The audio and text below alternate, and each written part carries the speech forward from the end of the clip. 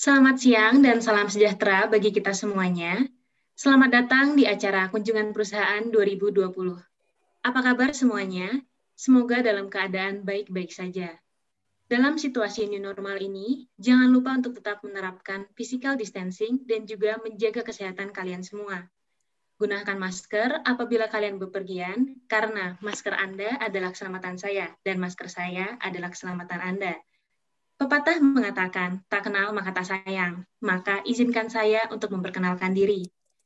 Perkenalkan, nama saya Anastasia Gibi Tesalonika. Saya merupakan mahasiswa aktif program studi Matematika Unpar angkatan 2019. Di sini saya akan menemani kalian semua dalam KP 2020 sesi pertama yang akan berlangsung kurang lebih 1,5 jam ke depan. Sebelum acara ini berlangsung, alangkah baiknya jika kita berdoa terlebih dahulu menurut agama dan kepercayaan kita masing-masing, agar acara kita pada hari ini dapat berjalan dengan baik dan lancar. Berdoa dimulai.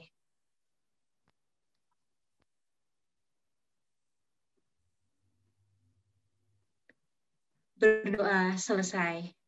Selanjutnya, saya ingin menyampaikan rasa hormat kami kepada Ibu Erwina Cendra selaku Ketua Program Studi Matematika Unpar dan Gesia Heptania selaku Ketua Himpunan Program Studi Matematika beserta dosen-dosen lainnya yang telah hadir pada acara kita di siang hari ini, yaitu Pak Iwan dan juga Bu Farah.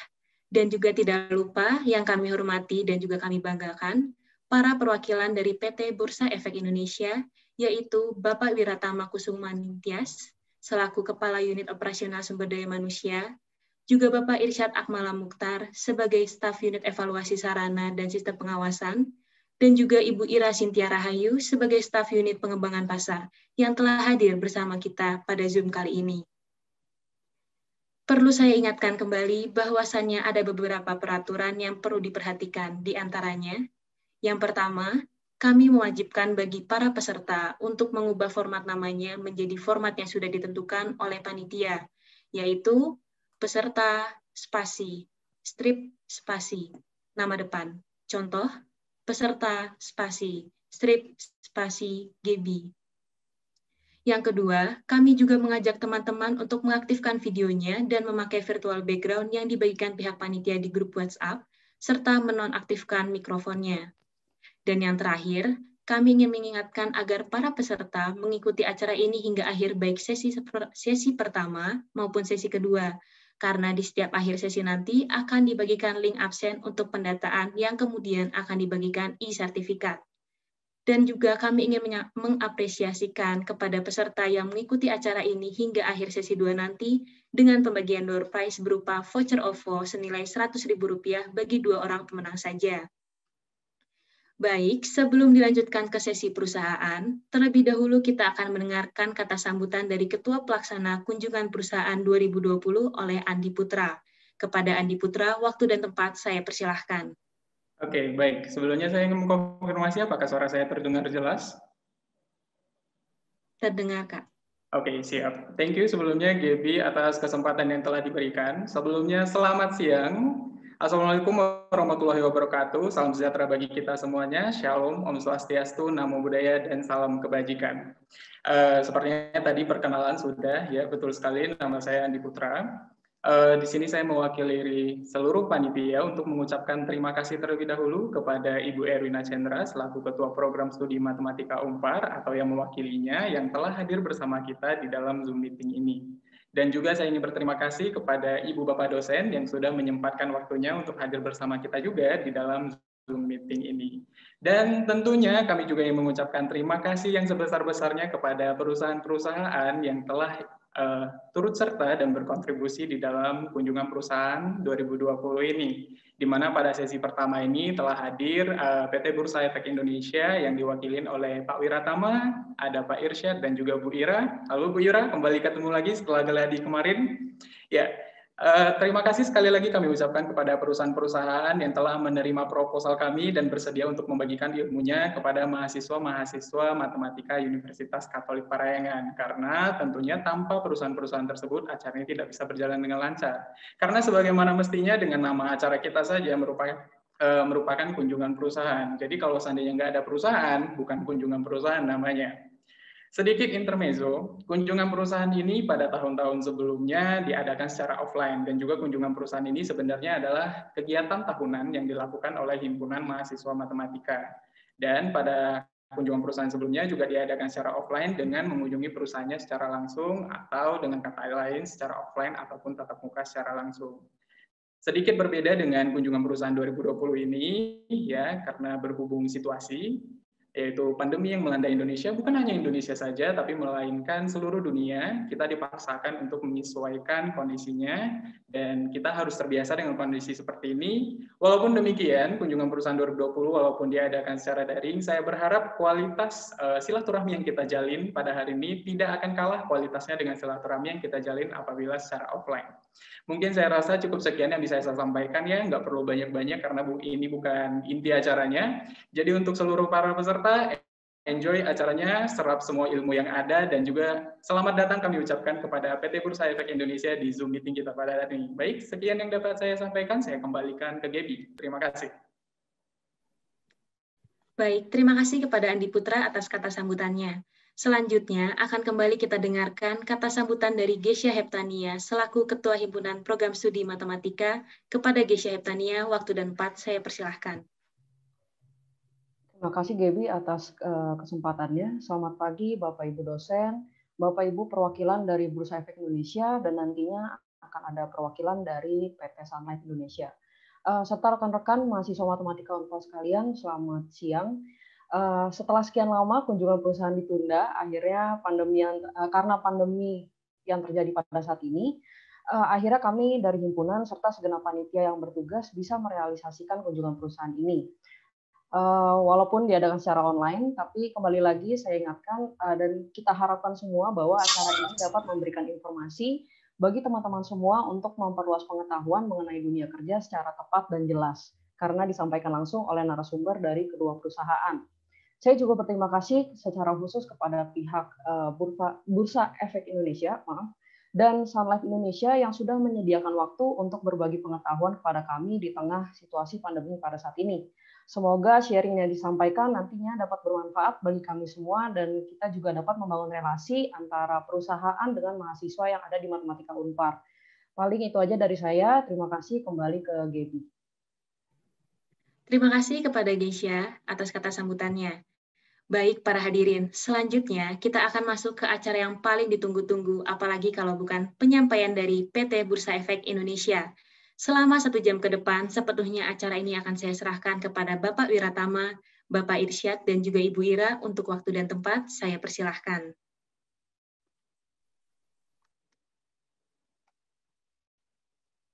Halo, terdengar suara saya?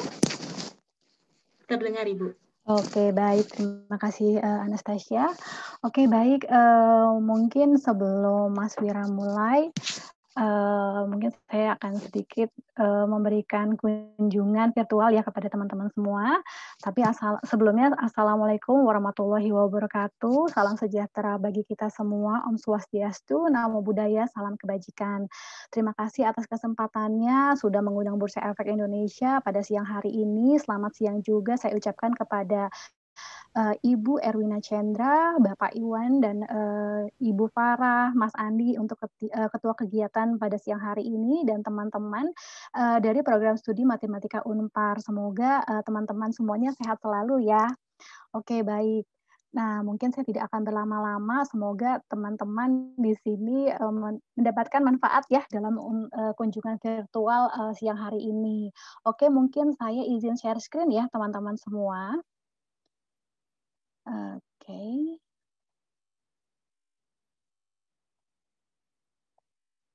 Nah, ini materi saya udah kelihatan, teman-teman? Sudah, Ibu. Oke, baik.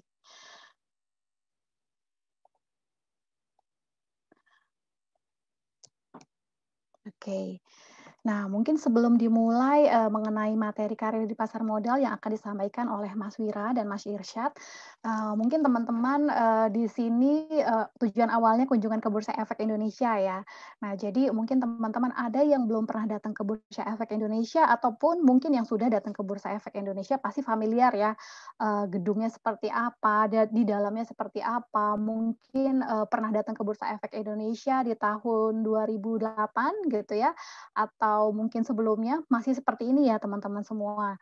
Nah, jadi Bursa Efek Indonesia itu masih mempunyai trading floor ya, sebelum revitalisasi atau sebelum dibongkarnya trading floor ya. Jadi kalau misalnya teman-teman datang ke Bursa Efek Indonesia, melihat trading floor ini hanya bisa lihat dari atas ya, dari lantai 1 karena teman-teman nggak bisa datang ke dalam atau masuk ke dalam trading floor ini. Ini adalah tempat khusus perantara pedagang efek untuk membantu transaksi para investor di pasar modal. Jadi di sini lumayan cukup besar ya teman-teman semua. Saya sendiri baru bisa masuk ke sini ketika mungkin ada acara-acara seremonial, entah itu mungkin pembukaan perdagangan atau penutupan perdagangan.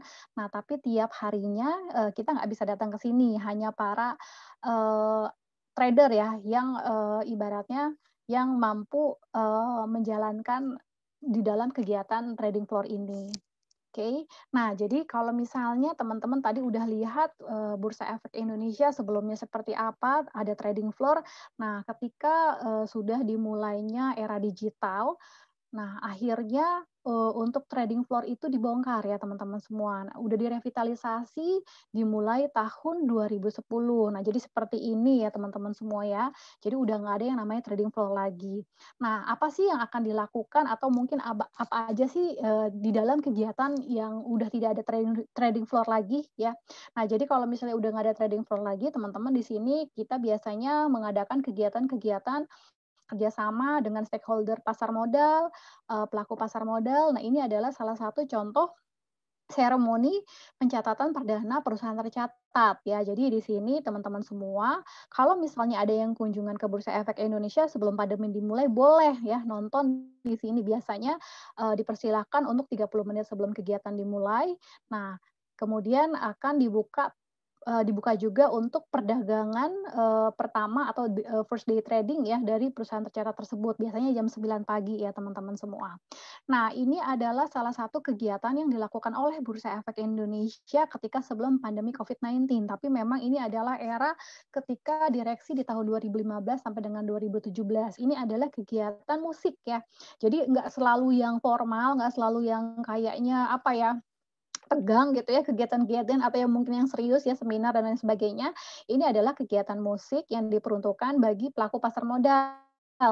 Nah, jadi setiap di akhir bulan ya, Bursa Efek Indonesia mengadakan stok tahun. Nah, ini salah satunya adalah dari band Kahitna yang mungkin masih hits ya. Ya mungkin kalau dulu memang hits pada zamannya, kalau misalnya sekarang mungkin masih sedikit ya teman-teman semua, tapi di sini penggemarnya luar biasa ya. Nah, jadi kalau misalnya teman-teman pada saat pernah datang ke Bursa Efek Indonesia atau mungkin pada saat kunjungan siang, nah biasanya boleh juga menyaksikan ya, ini adalah kegiatan-kegiatan fun yang dilakukan oleh Bursa Efek Indonesia di akhir sesi setiap akhir bulan aja. Nah, ini adalah kegiatan yang lumayan sangat penting ya. Ini adalah seremoni pembukaan perdagangan di awal tahun ini sebelum pandemi ya teman-teman semuanya. Nah, biasanya Bursa Efek Indonesia sebelum-sebelumnya juga selalu mengadakan pembukaan perdagangan ataupun penutupan perdagangan.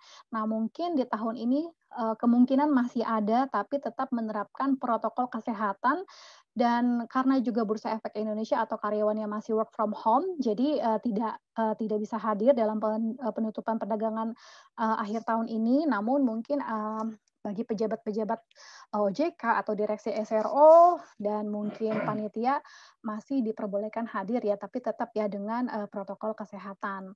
Nah, ini adalah ruang auditorium bagi teman-teman yang datang ke Bursa Efek Indonesia ketika kunjungan. Ya, ini adalah salah satu ruangan terbesar. Ini kita sebutnya auditorium ya teman-teman. Ini hampir kayak bioskop ya. Jadi di sini teman-teman biasanya saya putarkan video-video profil dari Bursa Efek Indonesia. Nah, kemudian di sini akan ada edukasi gitu ya, kurang lebihnya sekitar 2 jam. Nah, biasanya kami menerima kunjungan ini sehari 2 kali, sesi pagi jam 9 sampai dengan jam 11 atau jam 12 siang. Nah, kemudian dimulai kembali jam 2 sampai dengan jam 4. Nah, ini rata-rata kami bisa menerima sekitar 110 ya mahasiswa setiap pagi atau siangnya. Nah, ini adalah salah satu ruangan di Bursa Efek Indonesia, kami sebutnya investologi, atau mungkin di sini juga ruangan untuk edukasi yang biasanya nggak banyak ya, hanya bisa dilakukan sekitar 30 orang saja, atau mungkin kunjungan dalam skala kecil boleh ya menggunakan ruang investologi ini, atau untuk sekolah pasar modal kami adakan di sini, ini kurang lebihnya bisa dilakukan simulasi ya, selain mungkin dari handphone, bisa juga aplikasinya diinstal di beberapa komputer ya di sini. Nah, ini mungkin teman-teman biasanya sebelum masuk ke ruang galeri, teman-teman ya akan masuk melalui gift shop. Jadi melalui gift shop ini, nah teman-teman juga sambil bisa belanja-belanja ya, mungkin untuk apa ya, yang teman-teman yang nggak hadir ke Bursa Efek Indonesia atau mungkin untuk keluarganya dan lain sebagainya, ini adalah produksi dari Bursa Efek Indonesia sendiri ya teman-teman semua. Nah, ini last but not least, ini adalah Banteng Wulung. Nah, ini Banteng Wulung ini tidak di dalam gedung, tapi di luar area gedung Bursa Efek Indonesia yang menghadap ke Jalan Jenderal Sudirman. Nah, ini kita ibaratnya kepengennya ya, ini adalah salah satu destinasi wisata bagi orang-orang yang mungkin akan hadir, atau mungkin kalau misalnya biasanya ada ini ya, apa namanya, lari pagi atau mungkin waktu itu Car Free Day, ini teman-teman masih boleh untuk foto-foto di area Banteng Wulung ini. Kita sebutnya Banteng Wulung. Kenapa sih kita sebutnya banteng? Atau kalau misalnya untuk banteng itu sendiri, itu adalah ikonnya pasar modal ya teman-teman semuanya. Kenapa kami sebut banteng gitu ya? Nah, kalau misalnya kita kepengennya apa ya, pasar modal itu pengennya selalu bullish ya, jadi bull itu banteng, nah kita kepengennya pasar modal itu bullish, dan ibaratnya bullish itu harganya naik, kita nggak pengen bearish. Bearish itu kata lain dari mungkin bear beruang, nah bearish itu kita nggak pengen indeks harga saham gabungan di Indonesia itu bearish gitu ya. Saat ini ya memang masih fluktuatif, tapi seminggu 2 minggu ke depan ini, seminggu 2 minggu ini masih baik ya teman-teman semua. Ini lumayan ada peningkatan semenjak terakhir COVID-19 di bulan Maret itu kami pernah mengalami sampai dengan 3.900 ya untuk indeks harga saham gabungan. Nah, untuk Banteng Wulung itu sendiri kami mendapatkannya ya di Banten. Kurang lebihnya itu adalah fosil yang berusia, fosil kayu ya maksud saya, yang sudah membatu, berusia antara 2,5 sampai 2,5 juta tahun sampai dengan 5,6 juta tahun. Nah, kami mengambilnya namanya itu Patung Banteng Wulung, berasal dari hikayat atau mungkin cerita rakyat ya teman-teman semua. Nah, kita kepengennya ibaratnya banteng itu adalah simbol Bursa Efek yang kuat, intinya seperti itu. Nah, sebelum mungkin teman-teman mulai kegiatan siang hari ini, nah mungkin saya sedikit ajak teman-teman jalan-jalan ya ke galerinya di Bursa Efek Indonesia. Kami sebutnya Galeri Yuk Nabung Saham. Oke.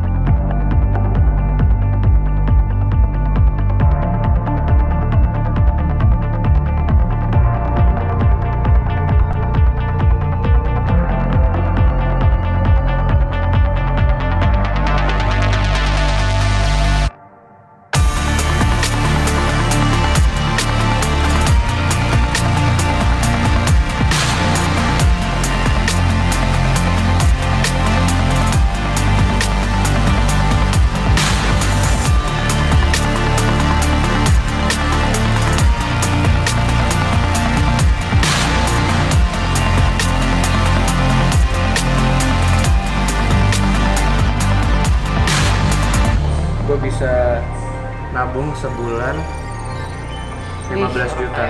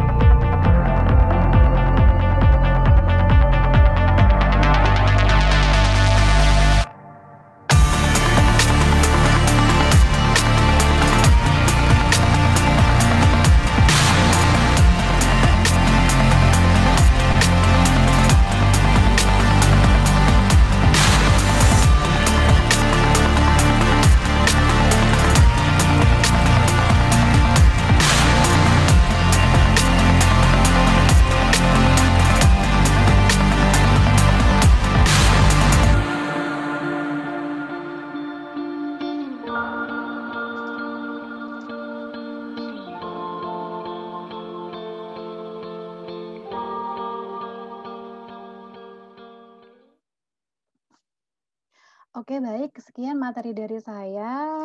Semoga mungkin teman-teman bisa berkunjung ya setelah pandemi ini selesai. Nah, mungkin langsung aja kepada Mas Wira, saya persilakan untuk memulai untuk materi karir di pasar modalnya. Terima kasih teman-teman semua. Selamat siang. Terima kasih, Mbak Ira. Suara saya terdengar, teman-teman? Terdengar, Mas Wira, cuman mungkin kurang besar sedikit. Kurang besar ya? Nah, coba oke, udah. Cukup terdengar, teman-teman? Cukup terdengar. Gimana, teman-teman? Panitia, terdengar ya? Dengar, Ibu dan Bapak. Thank you. Oke. Baik. Baik, terima kasih. Selamat siang, teman-teman sekalian. Salam sehat ya, salam kenal juga untuk teman-teman sekalian. Perkenalkan, saya Wira dari Divisi SDM PT Bursa Efek Indonesia, dan salah satu area yang saya kerjakan adalah di area rekrutmen ya. Dan pada siang hari ini kita coba untuk sampaikan dan share beberapa hal ya terkait dengan bagaimana berkarir di Bursa Efek Indonesia, dan tentunya nanti juga ada Pak Irsyad yang akan memberikan testimoni ya. Beliau ini lulusan dari jurusan matematika juga, dan saat ini bekerja di PT Bursa Efek Indonesia di divisi pengawasan transaksi ya teman-teman. Jadi nanti di akhir akan ada sedikit testimoni dari beliau.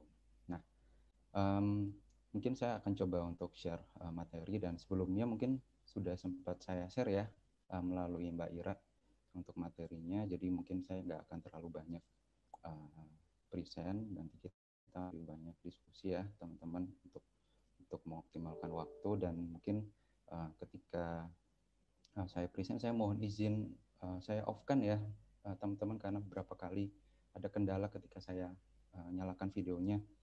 Jadi agak kendala jaringan ya, mohon maaf ya teman-teman, mohon maaf atas ketidaknyamanannya. Oke, saya coba untuk share screen ya teman-teman. Nanti kita ketika diskusi kita bisa saya nyalakan lagi. Pak Wira, maaf memotong sebentar, suaranya halus sekali Pak. Baik. Ini kupingnya sudah tua Pak. Baik, dengan Bu Farah ya ini ya? Ya betul. Ya, mohon maaf Ibu Farah, salam kenal Ibu. Ya, salam kenal Pak. Saya coba untuk off-kan dulu ya videonya Ibu ya, karena agak gangguan di tempat saya ini Bu. Nggak apa-apa Pak, mohon suaranya aja ya Pak ya. Ya, baik Bu. Terima kasih kasih Pak.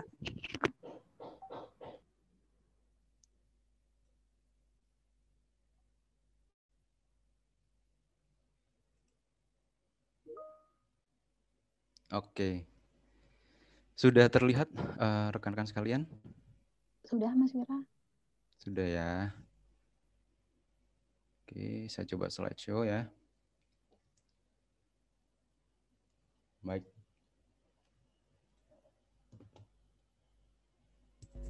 Oke.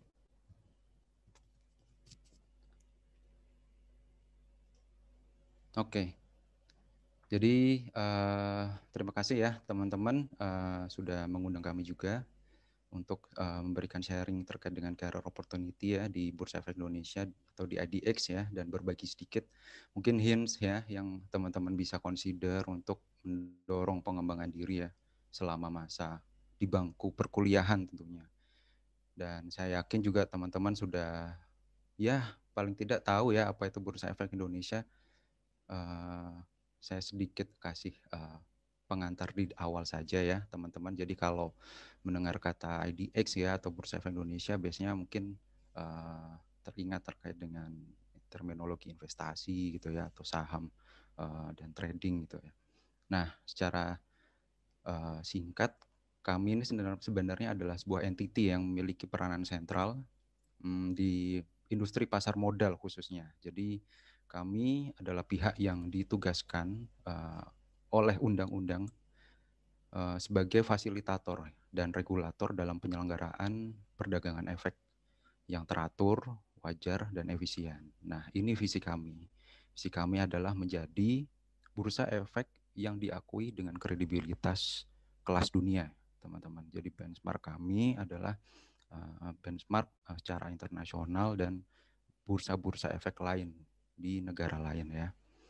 Dan misi kami adalah menciptakan infrastruktur pasar keuangan yang kredibel ya, yang kredibel kemudian dapat dipercaya untuk mendukung ya terselenggaranya perdagangan efek yang teratur, wajar dan efisien serta diharapkan dapat diakses oleh seluruh stakeholdernya gitu melalui apa? Melalui produk maupun layanan-layanan yang inovatif seperti itu ya. Nah, dalam sistem keuangan Indonesia, IDX ini berada dalam koordinasi otoritas jasa keuangan. Jadi bertanggung jawab untuk pengembangan industri pasar modal dan diatur dalam Undang-Undang Pasar Modal nomor 8 tahun 95 gitu. Jadi kami bukan pihak yang menjual saham ya atau efek ya. Jadi tentunya kita coba analogikan dengan mall, katakanlah ya ADX adalah pengelola mall yang menyediakan peraturan dan fasilitas bagi para tenan dan pengunjungnya gitu. Kemudian tenannya siapa? Tenannya adalah perusahaan sekuritas, apa produknya gitu ya. Salah satunya adalah contohnya saham gitu ya, atau surat berharga dari para emiten perusahaan tercatat gitu ya. Dan siapa pengunjungnya yang ada di situ gitu. Atau pembelinya ya para investor seperti itu. Nah itu kurang lebih seperti itu ya teman-teman. Sedikit pengenalan terkait dengan Bursa Efek Indonesia. Dan nah Bursa Efek Indonesia itu sendiri sebenarnya nggak berdiri sendiri ya dalam menjalankan tugas dan tanggung jawabnya di industri pasar modal. Jadi ada berbagai macam anak usaha gitu ya yang turut serta gitu memiliki peranan penting dalam menjalankan roda kegiatan di pasar modal Indonesia gitu. Dan di sini saya harapkan juga teman-teman dapat gambaran bahwasanya untuk berkarir di pasar modal itu tidak hanya berkarir di Bursa Efek Indonesia, teman-teman. Ada perusahaan, anak perusahaan lain dan juga ada berbagai macam perusahaan sekuritas tentunya. Dan juga tentunya perusahaan-perusahaan tercatat gitu ya. Nah, jadi sangat-sangat luas gitu untuk kesempatan berkarir terutama di industri pasar modal gitu. Jadi yang tujuan besaran objektif besarannya adalah tentunya bagaimana memajukan industri secara keseluruhan. Itu yang menjadi tujuan utama IDX. Jadi tidak hanya terkait dengan perusahaan atau IDX sebagai entitas saja ya, teman-teman gitu. Jadi mestinya teman-teman sudah tahu ya beberapa anak perusahaan yang ada di IDX ya. Salah satunya adalah KPEI ya. Yang kedua adalah KSEI. Nah, jadi ini disebut sebagai self-regulatory organization ya atau SRO karena memiliki kewenangan untuk menerapkan aturan gitu ya dari regulator. Dan yang pertama ini KPI, ini sedikit saja ya teman-temannya ya. KPI di sini atau Clearing Penjaminan Efek Indonesia, tugasnya di sini memastikan seluruh proses transaksi ya dan serah terima itu dilakukan sesuai ketentuan atau peraturan yang berlaku. Sedangkan kalau Kustodian Sentral Efek Indonesia atau KSEI ini semacam LPS ya, kalau mungkin di perbankan ya, lembaga penyimpanan dan penyelesaian lah di sini di pasar modal yang menyediakan layanan jasa kustodian sentral, jasa penyimpanan ya, dan penyelesaian transaksi efek. Nah, dari 3 entitas ini memiliki kepesertaan di beberapa anak perusahaan gitu ya. Anak usahanya masih berkaitan erat dengan industri pasar modal seperti ada Pemeringkat Efek Indonesia, ini bergerak di bidang kredit rating, kemudian ada Teach Me ya, di Capital Market Institute, jadi semacam corporate university-nya yang bergerak di bidang pendidikan dan sertifikasi pasar modal. Kemudian ada SIPF ya, SIPF, ini Securities Investor Protection Fund yang bergerak dalam perlindungan investor ya. Kemudian ada Indonesia Bond Pricing Agency atau IBPA, ini yang bergerak yang tugasnya ini memberikan semacam acuan gitu ya dalam penentuan harga suatu surat utang atau obligasi. Kemudian ada IDS Channel, ini bergerak di media pemberitaan di bidang ekonomi dan khususnya di pasar modal. Kemudian ada Securities Financing ya atau pendanaan efek Indonesia untuk pembiayaan ya, untuk pembiayaan efek. Kemudian yang terakhir yang terbaru ada IDX Solusi Teknologi Informasi, ini bergerak dalam bidang IT service khususnya untuk layanan IT di pasar modal gitu. Jadi ini kurang lebih gambaran dari subsidiaries Indonesia Stock Exchange, dan kalau misalkan teman-teman ingin lebih tahu lebih dalam, teman-teman bisa coba cek ya masing-masing di websitenya seperti apa bisnis yang mereka lakukan dan apa karir opportunity di masing-masing anak usaha tersebut ya. Oke, mungkin kita langsung saja ya ke main course-nya. Jadi, nah ini gambaran ya mengenai struktur organisasi di IDX. Jadi dari struktur organisasi ini teman-teman bisa dapat gambaran apa yang menjadi bisnis utama gitu ya, atau apa yang dilakukan oleh IDX secara keseluruhan gitu. Nah, di sini sedikit saja cerita ya. Di sini kami memiliki 7 direktorat ya, dipimpin oleh seorang direktur utama atau presiden direktor. Kemudian ada direktorat pengembangan bisnis, kemudian direktorat listing atau penilaian perusahaan, kemudian ada direktorat perdagangan dan keanggotaan ya, kemudian ada direktorat pengawasan transaksi dan kepatuhan, ada terkait dengan IT dan manajemen risiko, serta keuangan dan sumber daya manusia termasuk di dalamnya umum gitu. Nah, di sini sebagai contoh ya untuk di direktorat utama atau di bawah direktur utama di sini ada divisi seperti corporate secretary. Ini mereka yang melakukan hal-hal yang terkait dengan corporate affairs ya mungkin ya. Jadi semacam komunikasi ke pihak luar, publikasi, hubungan institusi gitu ya, dan juga hubungan internasional ini banyak ada di sini. Kemudian legal, ini di mana-mana mirip ya, cuman di sini perbedaannya di bagian legal ini ada bagian yang mengurus membuat peraturan ya. Jadi peraturan-peraturan terkait dengan perdagangan, dengan penilaian perusahaan atau pencatatan. Nah, itu yang menjadi salah satu produk ya dari Bursa Efek Indonesia gitu. Jadi di awal tadi saya katakan selain sebagai fasilitator itu juga jadi regulator gitu.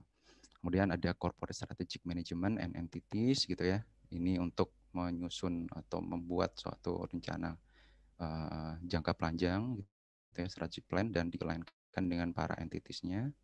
Kemudian internal audit untuk melakukan proses pemeriksaan di internal dengan tujuan ke continuous improvement ya.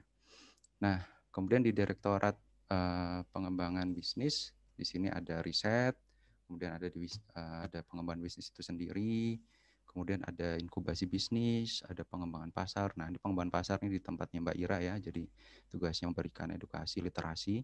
Kemudian ada pasar modal syariah juga ada sendiri ya.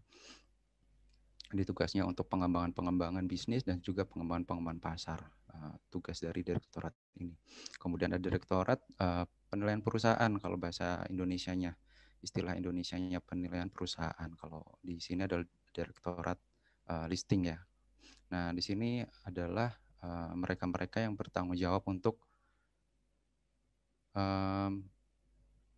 menjaga seluruh proses pencatatan atau pencatatan efek ya, atau bagaimana suatu perusahaan itu menjadi sebuah perusahaan tercatat. Jadi dijaga dari awal sampai akhirnya tercatat, sampai existing menjadi perusahaan tercatat, itu hal-hal yang harus dipatuhi gitu ya, ketentuan-ketentuan yang harus dilengkapi, itu semuanya dijaga oleh direktorat ini gitu. Jadi ya tahu sendiri kalau menjadi perusahaan tercatat itu menjadi perusahaan milik publik gitu ya. Jadi segala hal-hal yang terkait dengan transparansi gitu, laporan keuangannya tentunya semuanya harus sesuai dengan ketentuan dan ada keterbukaan serta pelaksanaan good corporate governance yang baik gitu ya. Nah, itu menjadi tugas dari direktorat ini secara keseluruhan. Kemudian untuk trading dan membership. Jadi trading dan membership ini menjadi hal yang utama juga ya. Jadi di bisnis utama di awal tadi selain sebagai regulator juga menjadi fasilitator ya. Jadi fasilitator ya, disinilah tempatnya untuk memfasilitasi proses perdagangan gitu. Nah, perdagangan yang seperti apa, yang tentunya yang tadi untuk yang wajar, teratur, dan efisien, sehingga semuanya disupport dengan sistem yang memiliki high availability yang tinggi gitu ya teman-teman gitu. Nah, disinilah tugas dari direktorat ini gitu. Selain itu juga ada perusahaan-perusahaan sekuritas ya tadi ya di awal, dan mereka ini yang kami bantu untuk terus kembangkan ya. Jadi makanya di sini ada membership management and monitoring gitu.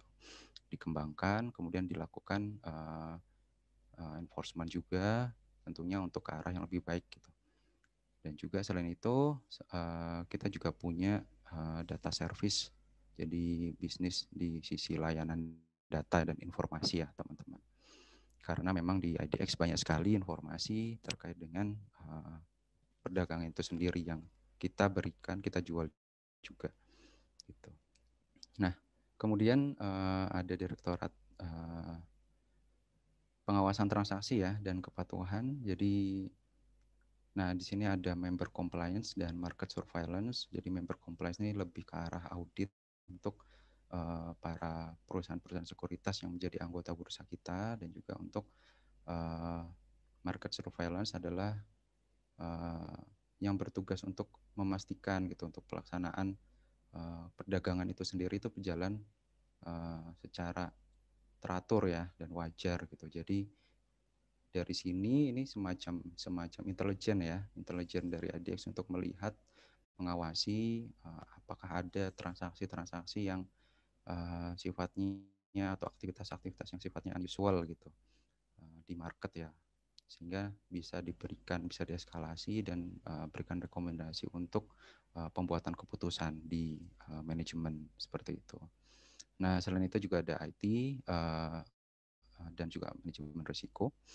Jadi kita juga merupakan perusahaan yang ya bisa dikatakan backbone-nya IT ya teman-teman. Jadi kita memiliki digital strategy and transformation, jadi kita harus selalu up to date dengan teknologi-teknologi terkini untuk bisa diterapkan secara corporate wide ya, dan juga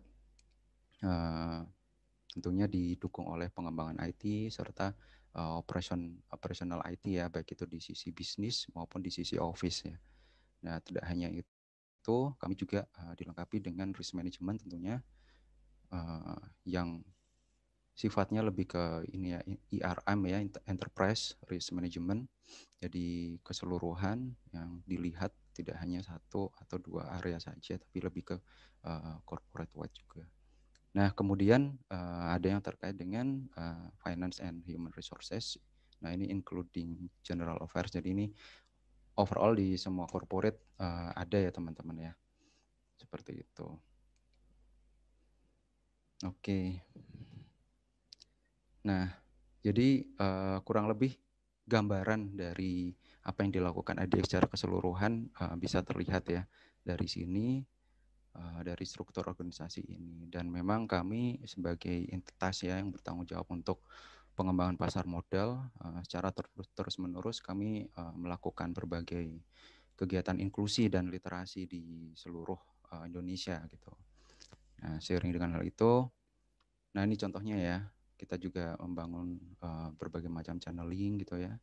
Ada 30 representative offices di seluruh kota-kota besar di seluruh Indonesia. Kemudian ada galeri investasi, kemudian ada berbagai macam komunitas-komunitas investasi ya. Itu yang kita lakukan dalam upaya improving untuk literasi pasar utamanya. Dan selain itu kita juga punya perhatian besar kepada anggota keluarga kita ya, karyawan-karyawan kita. Hal ini tercermin selama 3 tahun berturut-turut kami memperoleh penghargaan dari HR Asia sebagai the best place to work yang dinilai ini berdasarkan engagement, employee engagement-nya nih, kemudian culture-nya dan juga development opportunities gitu. Itu tiga area yang jadi penilaian selama 3 tahun berturut-turut. 2020 kita sengaja memang nggak ikut ya karena sudah cukuplah menjadi pembuktian selama 3 tahun berturut-turut tersebut gitu. Nah, kami coba untuk menganalisa ya untuk mengetahui apa yang menjadi alasan dan motivasi ya bagi teman-teman yang bergabung bersama kami dan setidaknya ada 3 hal mengapa BI menjadi pilihan tempat kerja. Yang pertama adalah ada kebanggaan karena turut berkontribusi bagi perekonomian nasional ya. Kemudian memperoleh kesempatan besar untuk belajar dan mengembangkan diri. Ini terutama sebagai profesional di bidang pasar modal dan juga tentunya dengan bekerja di IDX ini akan memberikan kesan dan menjadi referensi yang baik bagi karir teman-teman di masa depan. Nah, that's why the real competitive advantage in business is our people ya. Itu yang jadi sistem belief kami. Gitu. Nah, hal itu juga tercermin ya dari upaya-upaya kami sebagai perusahaan kepada anggota keluarga kami, pada karyawan kami melalui berbagai macam program. Ini contohnya aja ya, seperti ya public and in-house training gitu. Kemudian ada scholarship juga, ada program-program sertifikasi, kemudian e-learning modules all you can eat ya. Kemudian ada benchmarking and employee exchange. Kemudian untuk para leader ada leadership training. Kemudian ada pelaksanaan internalisasi budaya perusahaan. Kemudian ada seperti pengalaman-pengalaman ya, exposure untuk kesempatan lah untuk bergabung dalam pengembangan berbagai macam project. Kemudian ada banyak sekali kegiatan work-life balance dan well-being programs, serta ada coaching and body programs ya. Jadi once seseorang itu menjadi bagian dari kami tentunya tidak akan lepas begitu saja dan kami akan memberikan coaching dan juga body programs gitu ya untuk membantu mendorong beradaptasi di lingkungan yang baru seperti itu.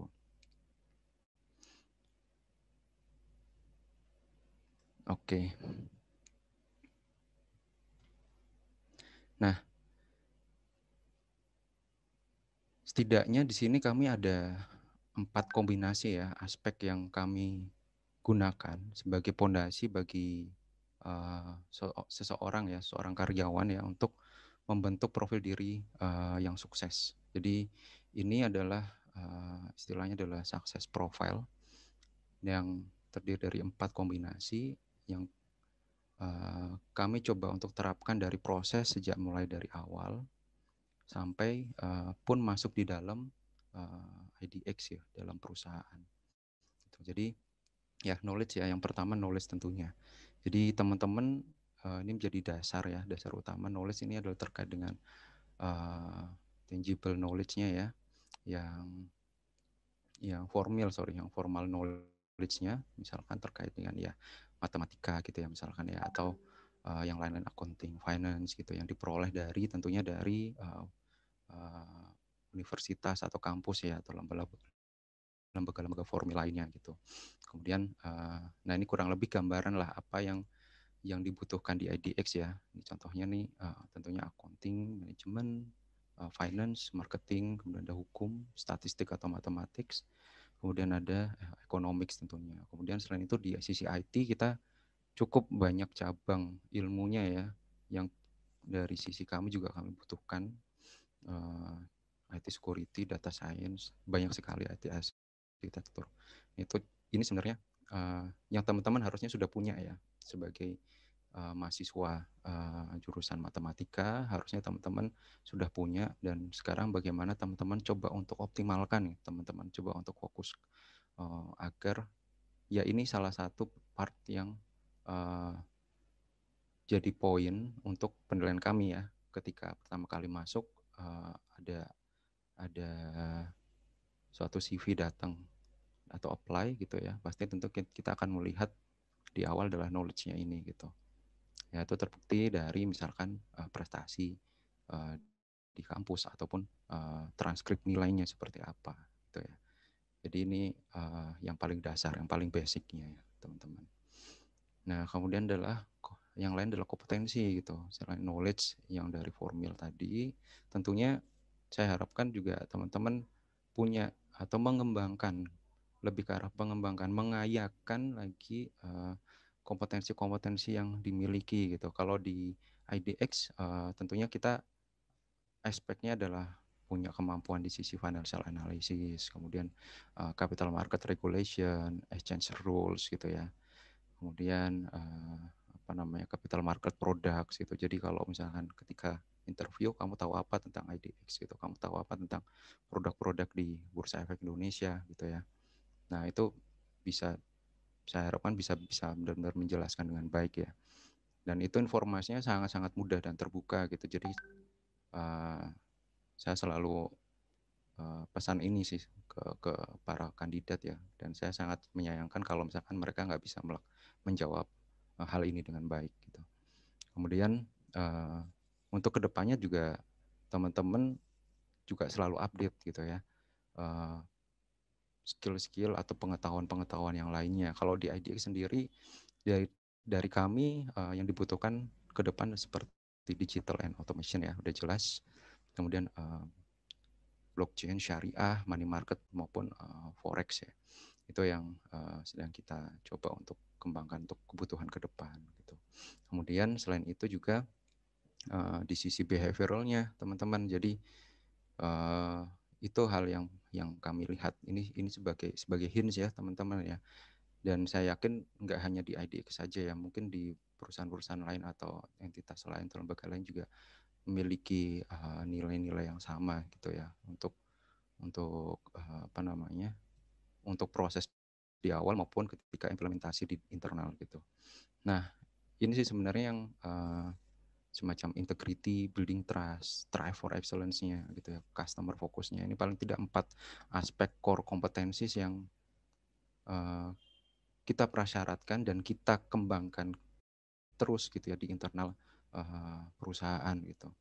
Karena inilah sebenarnya yang menjadi roda, jadi penggerak gitu ya, menjadi soul-nya gitu ya. Dan prosesnya tidak mudah terbentuk ya teman-teman, behavioral ini gitu. Jadi technical teman-teman bisa 1-2 bulan selesai. Kalau untuk behavioral ini kalian mungkin butuh waktu lebih gitu ya, relatif lebih panjang waktunya gitu. Nah ini ya, saya juga berpesan ya kepada teman-teman, mumpung masih di bangku kuliah, coba teman-teman gali gitu ya, apa kompetensi diri kalian gitu ya, dan coba ini nilai-nilai ini sebenarnya nilai-nilai yang baik dan artinya bisa teman-teman selaraskan lah dengan diri teman-teman. Ini bisa diperoleh dimanapun misalkan dengan pengalaman berorganisasi gitu ya, atau aktif di lingkungan rumah gitu, itu juga bisa gitu ya, atau mungkin sudah punya organisasi, bisa di perusahaan gitu ya. Nah, itu hal-hal seperti itu yang coba untuk teman-teman gali, mumpung ada waktu, optimalkan gitu ya segala waktunya dengan baik. Walaupun dalam kondisi pandemi seperti ini, pasti teman-teman bisa memberikan breakthrough, contohnya ya dengan kunjungan seperti ini ya. Saya appreciate sekali ya untuk teman-teman, terutama di panitia gitu ya. Nah, itu secara tidak langsung biasanya kompetensi itu sudah mulai terbentuk gitu. Nah, ini tentunya juga menjadi perhatian juga bagi pihak kampus, dan saya juga percaya dari Unpar sudah sangat memastikan hal ini sudah dilakukan dengan baik ya di internal. Dan kemudian pengalaman ya. Nah, ini pengalaman, experience, aspek yang 3. Ini fresh graduate. Kalau fresh graduate sih kita juga tetap menerima ya teman-teman, jadi nggak ada masalah. Yang terpenting itu tadi ya, kita harapkan punya experience gitu ya di organizational activities, baik di dalam maupun di luar kampus gitu ya, atau di social event gitu. Dan kalau misalkan itu tadi ya punya pengalaman ya sebagai intern gitu ya. Nah, ini di berbagai macam proyek atau perusahaan. Nah, sedangkan kalau yang memang berpengalaman, kita at least ya ada 1 sampai 3 tahun lah punya pengalaman di bidang yang relevan ya. Jadi dan di beberapa jenis pekerjaan ya, kita prefer yang sudah punya pengalaman di bidang tertentu gitu ya, atau di pekerjaan tertentu, seperti di accounting firm ya sebagai auditor, karena memang dibutuhkan sense-nya itu ya. Kemudian ada sertifikasi yang di area of expertise dari teman-teman gitu. Jadi teman-teman misalkan memang jurusan matematika, tapi kalau misalkan teman-teman punya itu tadi ya pengalaman atau sertifikasi yang lainnya, misalkan wakil perantara pedagang efek gitu misalkan, atau pengetahuan lainnya terkait dengan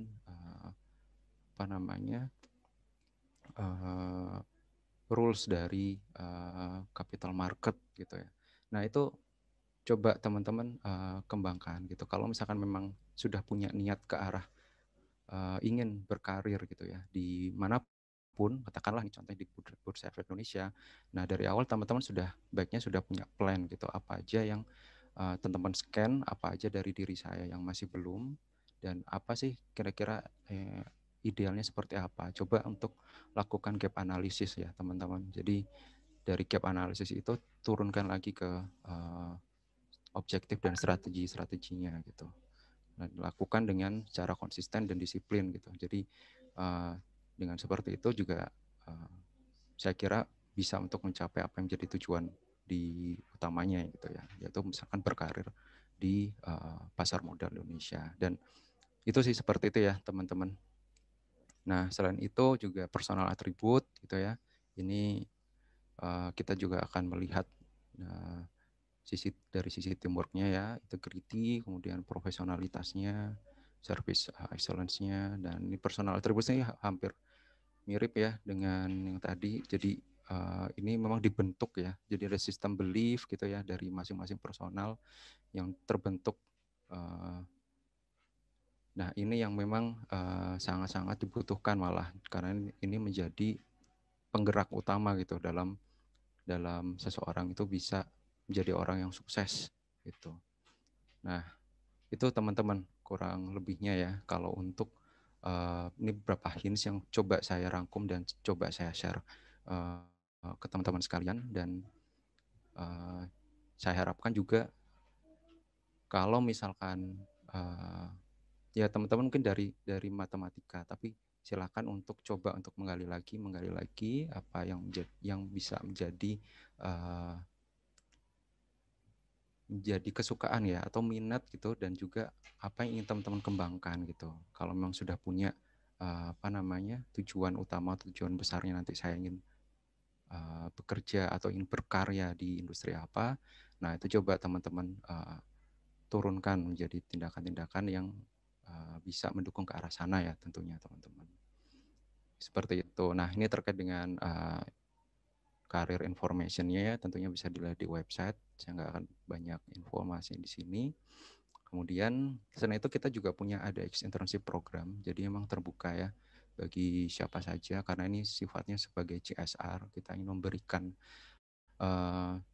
exposure ya, khususnya untuk dunia pendidikan, untuk bagaimana merasakan bekerja sebagai seorang profesional ya.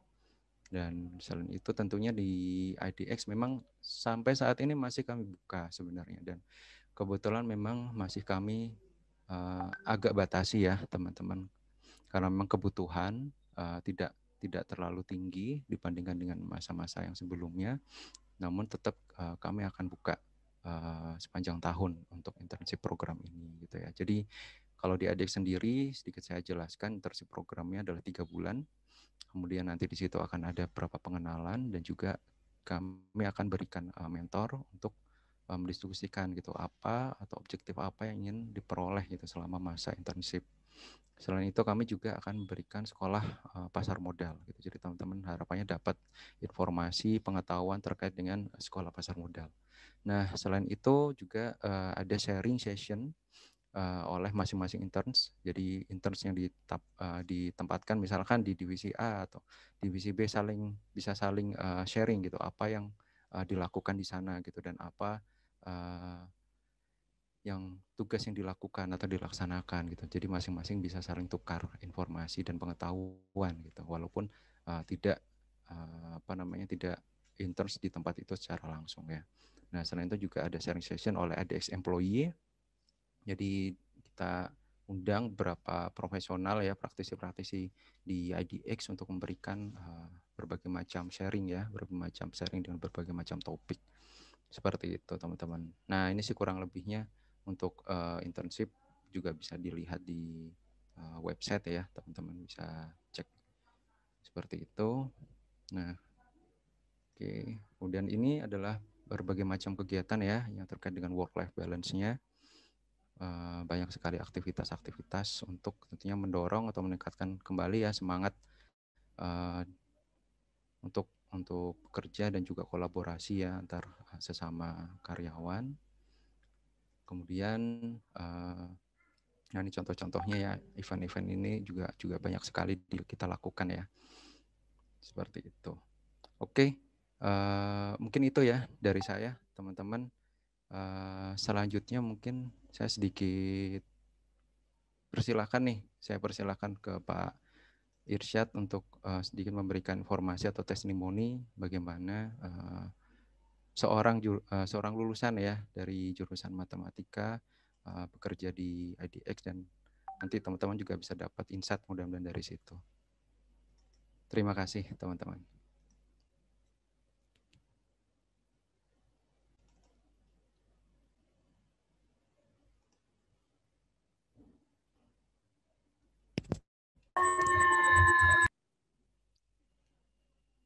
Silakan Mas Irsyad, apakah sudah bisa join? Terima kasih Mas Vira. Apakah bisa mendengar suara saya?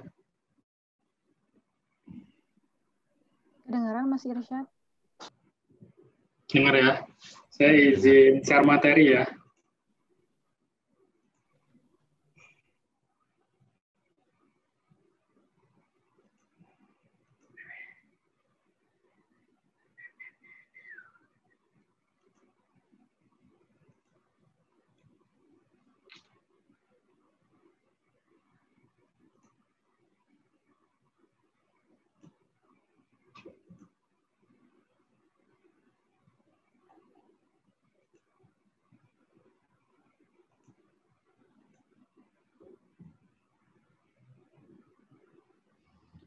Apakah sudah muncul materinya, teman-teman? Sudah, Mas Irsyad. Oke, baik, saya mulai ya. Selamat siang teman-teman. Assalamualaikum warahmatullahi wabarakatuh. Perkenalkan, nama saya Irsyad. Saya adalah karyawan di divisi pengawasan transaksi. Jadi saya join di bursa itu tahun 2014. Setelah sebelumnya saya sempat kerja di salah satu perusahaan multinasional yang lain. Mungkin langsung aja ya masuk ke materi ya. Jadi tadi melanjutkan materi dari Mas Wira yang terkait dengan struktur organisasi di Bursa Efek Indonesia. Jadi untuk divisi pengawasan transaksi itu ada di bawah Direktorat Pengawasan Transaksi dan Keanggotaan dan Kepatuhan Anggota Bursa. Jadi lebih kepada compliance ya di sini ya areanya ya. Nah tadi juga dijelaskan bahwa salah satu peran bursa adalah menjaga pasar, khususnya pasar modal, agar terlaksana dengan wajar, teratur, dan efisien. Nah, wajar di sini adalah domain divisi pengawasan transaksi. Jadi kita memastikan bahwa pergerakan aktivitas transaksi di pasar modal, khususnya yang tercatat di Bursa Efek, itu wajar. Nah, di pengawasan sendiri itu ada 3 unit ya di situ ya. Yang pertama itu ada unit pemantauan perdagangan atau kita biasa sebut sebagai unit monitoring. Kemudian yang kedua ada unit pemeriksaan, dan yang terakhir adalah unit evaluasi sarana dan sistem pengawasan. Nah, saya sendiri itu ada di posisi yang paling kanan, di unit evaluasi sarana dan sistem pengawasan. Nah, perannya berbeda-beda. Untuk unit pemantauan perdagangan atau unit monitoring, ini lebih ke pemantauan transaksi secara real time. Jadi tiap hari itu kerjaannya mantauin ini ya, pergerakan harga saham.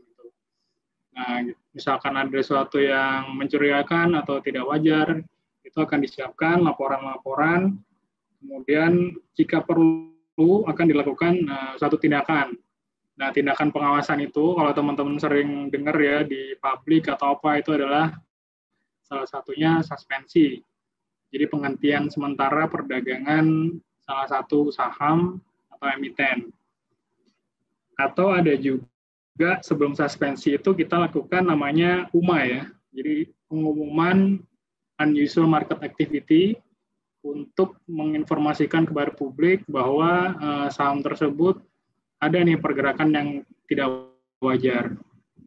Nah, kalau dari analisa teman-teman di tim monitoring itu cukup signifikan, artinya laporan itu akan masuk ke unit pemeriksaan. Di unit pemeriksaan akan diolah lagi untuk dilihat lebih dalam. Jadi fungsi pemeriksaan adalah fungsi investigasi. Dia menginvestigasi kenapa hal itu terjadi, kenapa ada pergerakan saham yang tidak wajar. Jadi tidak hanya dilihat harganya ya. Jadi misalnya naik harga sekian, kalau di belakangnya memang ada informasi mendukung, itu memang biasanya kita ignore. Nah dari situ jika memang ada suatu aktivitas yang mencurigakan oleh tim pemeriksaan, jika perlu akan dilimpahkan ke OJK. Jadi bursa atau pengawasan itu tidak bisa sampai menyentuh investor ya. Jadi manggil investor kemudian ditanya-tanya itu nggak bisa. Jadi kalau memang ada suatu temuan yang material, kita biasanya laporkan ke OJK. Nah OJK yang nanti menindaklanjuti bahwa misalkan kasus tersebut melanggar undang-undang pasar modal pasal sekian gitu. Nah, di unit yang saya bergabung ini, di unit evaluasi sarana dan sistem pengawasan atau sering disebut sebagai unit SSP, itu fungsinya adalah mensupport tim dari unit monitoring dan unit investigasi. Jadi kita memastikan bahwa operasionalnya itu berjalan dengan baik. Apa tugasnya? Salah satunya adalah menyediakan tools. Tools itu bisa berupa sistem gitu ya, sistem aplikasi atau kita mengembangkan dari sistem yang udah ada. Nah, kita juga melakukan pengembangan terhadap SOP yang selalu diupdate ya dengan kondisi terkini. Kemudian kita juga menyediakan informasi dan data dari internal maupun eksternal bursa. Jadi seringkali OJK ataupun KPK atau Kejaksaan atau lembaga-lembaga yang lain itu biasa minta data ke kita. Misalkan ada yang berkaitan dengan kasus pasar modal gitu. Bahkan mungkin KPK ya juga pernah ya minta data juga kepada kita. Nah, jadi mungkin itu salah satu fungsi ya, beberapa fungsi dari unit-unit yang ada di divisi pengawasan transaksi. Nah, kemudian kalau tadi saya sebutkan ada beberapa tools pengembangan yang kita lakukan. Ini ada beberapa tools. Jadi yang pertama itu kita punya sistem utama namanya SMARTS. Jadi SMARTS itu adalah sistem pengawasan Bursa Efek Indonesia yang divendori oleh vendor yang bermarkas di Australia. Mungkin pusatnya di Swedia. Namanya itu kalau teman-teman sering dengar Nasdaq ya. Jadi Nasdaq itu nggak cuma di Amerika, tapi ada juga di Australia maupun di Swedia. Nah, itu kita pakai produknya dia untuk pengawasan sistem transaksi. Nah, selain pengawasan sistem transaksi, pengawasan atau sistem yang kita punya di perdagangan itu juga menggunakan produknya mereka. Jadi memang kita pakai satu vendor ya untuk itu ya. Nah, kemudian yang kedua adalah Ascensate. Ascensate ini adalah aplikasi yang berbasis business intelligence ya. Jadi ini memang aplikasi yang memang akhir-akhir ini baru kita kembangkan. Jadi di kita memang pengembangannya bukan develop dari nol gitu ya. Tentu kita bekerja sama dengan vendor untuk mengembangkan. Nah, kita mungkin dari sisi bisnisnya. Jadi aplikasi ini mau kita isi apa sih gitu. Mau kita isi data-data apa aja gitu. Nah, selain itu juga tools untuk mendukung operasional pengawasan itu kita juga menggunakan website dari bursa sendiri karena di situ tersedia cukup banyak informasi ya, mulai dari laporan keuangan, kemudian pengumuman kecukupan informasi dari emiten dan segala macam. Kemudian selain itu kita juga membutuhkan data dari salah satunya adalah Bloomberg. Bloomberg ini juga data terkait dengan aktivitas transaksi, kemudian ada RTI dan MediaTrack. MediaTrack lebih kepada kita ingin dapat informasi yang beredar di pasar. Jadi sebenarnya kita juga trace ya sebenarnya sekarang ini pasar itu ramainya apa? Pasar itu kenapa? Misalnya tadi ada kenaikan harga, itu kenapa? Di pasar ada info apa? Itu kita juga grab juga informasi itu dari vendor-vendor atau provider. Nah, kalau tadi disebutkan ada sistem yang namanya SMART. Jadi, SMART itu adalah sistem transaksi yang tujuannya salah satu fungsi utamanya itu adalah menangkap pola-pola transaksi yang memang behavior-nya itu tidak sesuai yang biasanya. Gitu. Jadi, di situ ada fungsi alert atau notifikasi yang akan muncul ketika ada suatu saham yang pergerakannya itu menyentuh suatu parameter yang kita udah set duluan gitu. Nah, base-nya apa? Kita tuh base menggunakan bahasa pemrograman ya. Jadi di situ kita pakai yang namanya Alice Programming. Jadi ini kalau teman-teman yang udah familiar sama bahasa pemrograman, itu lebih mirip sama C atau C++ ya itu ya. Kemudian di situ kita juga bisa lihat ya, bahwa ada trading atau order book secara visual, jadi tampilan secara grafik, kemudian tampilan secara tabel, jadi kita tahu tuh apa namanya siapa saja yang melakukan transaksi di saham tertentu. Kemudian kita juga bisa melakukan rekonstruksi data, jadi transaksi A misalnya terjadi di jam 10, nah dia itu berasal dari order yang mana, kita trace tuh dari aplikasi ini juga. Kemudian yang terakhir juga report ya. Jadi memang selalu ada data mentah ya di sistem itu. Nah, itu kita bisa generate dan kita bisa lakukan analisa sesuai yang dibutuhkan. Nah, ini tadi modul untuk kita membuat alat. Jadi alat untuk menangkap pola-pola transaksi yang mencurigakan gitu ya. Ini yang tadi saya bilang base-nya itu namanya Alice Programming, namun mirip-mirip C ya ini ya. Mungkin kalau teman-teman yang udah familiar sama IT biasa nih ngadepin apa namanya pola-pola penulisan seperti ini ya. Kalau mungkin orang awam agak roaming ya lihat kayak gini. Dan harusnya nggak tahu kalau di Unpar itu ada nggak ini ya apa namanya jurusan atau subjurusan ya begitu terkait sama komputasi matematik gitu ya. Kalau dulu di kampus saya ada tuh. Jadi memang beberapa subjurusan itu dijuruskan untuk area-area tertentu, ada komputasi, kemudian ada keuangan. Nah mungkin teman-teman yang komputasi nih yang mungkin agak familiar dengan hal seperti ini. Ini tadi alat-alat yang keluar pada skrip yang udah kita buat ya. Jadi ini keluar secara real time, jadi tiap hari itu ada ratusan bahkan sampai ribuan gitu ya alat yang kita muncul. Nah, kemudian yang memonitor tadi adalah tim monitoring. Kalau ada apa-apa atau ada suatu pola yang mencurigakan, yang signifikan, itu baru akan ditindaklanjuti. Jadi semua dipastikan tercover pada aplikasi ini, semua aktivitas yang mencurigakan. Ini untuk melihat pergerakan harganya. Jadi di sini terlihat ya bahwa makin ke kanan makin tinggi nih harga saham tersebut gitu. Dan kita juga bisa range waktu untuk mengakses data historical sebenarnya ada info apa gitu. Nah di atas ini ada titik-titik itu menandakan informasi. Jadi kalau misalkan di bawahnya itu adalah kenaikan harga, nah waktu misalkan udah harga naik, kita bisa tinggal klik tuh di atas kira-kira informasi apa sih kenapa si harga tersebut naik gitu kan. Nah ini replay modul untuk merekonstruksi ya transaksi tersebut, kenapa sampai terjadi trade, kemudian sempat di amen itu diubah gitu ya, diubah secara volume. Kemudian dia enter pertama kalinya di jam berapa. Nah ini sangat membantu bagi teman-teman tadi di tim investigasi. Ini report modul untuk mengakses data-data raw ya, jadi data mentah yang kita bisa lihat semua di sini. Dari data sistem perdagangan, semua akan masuk pada modul report ini. Nah, mungkin dari modul report ini biasanya kita ekspor ya ke Excel ya. Nah, mungkin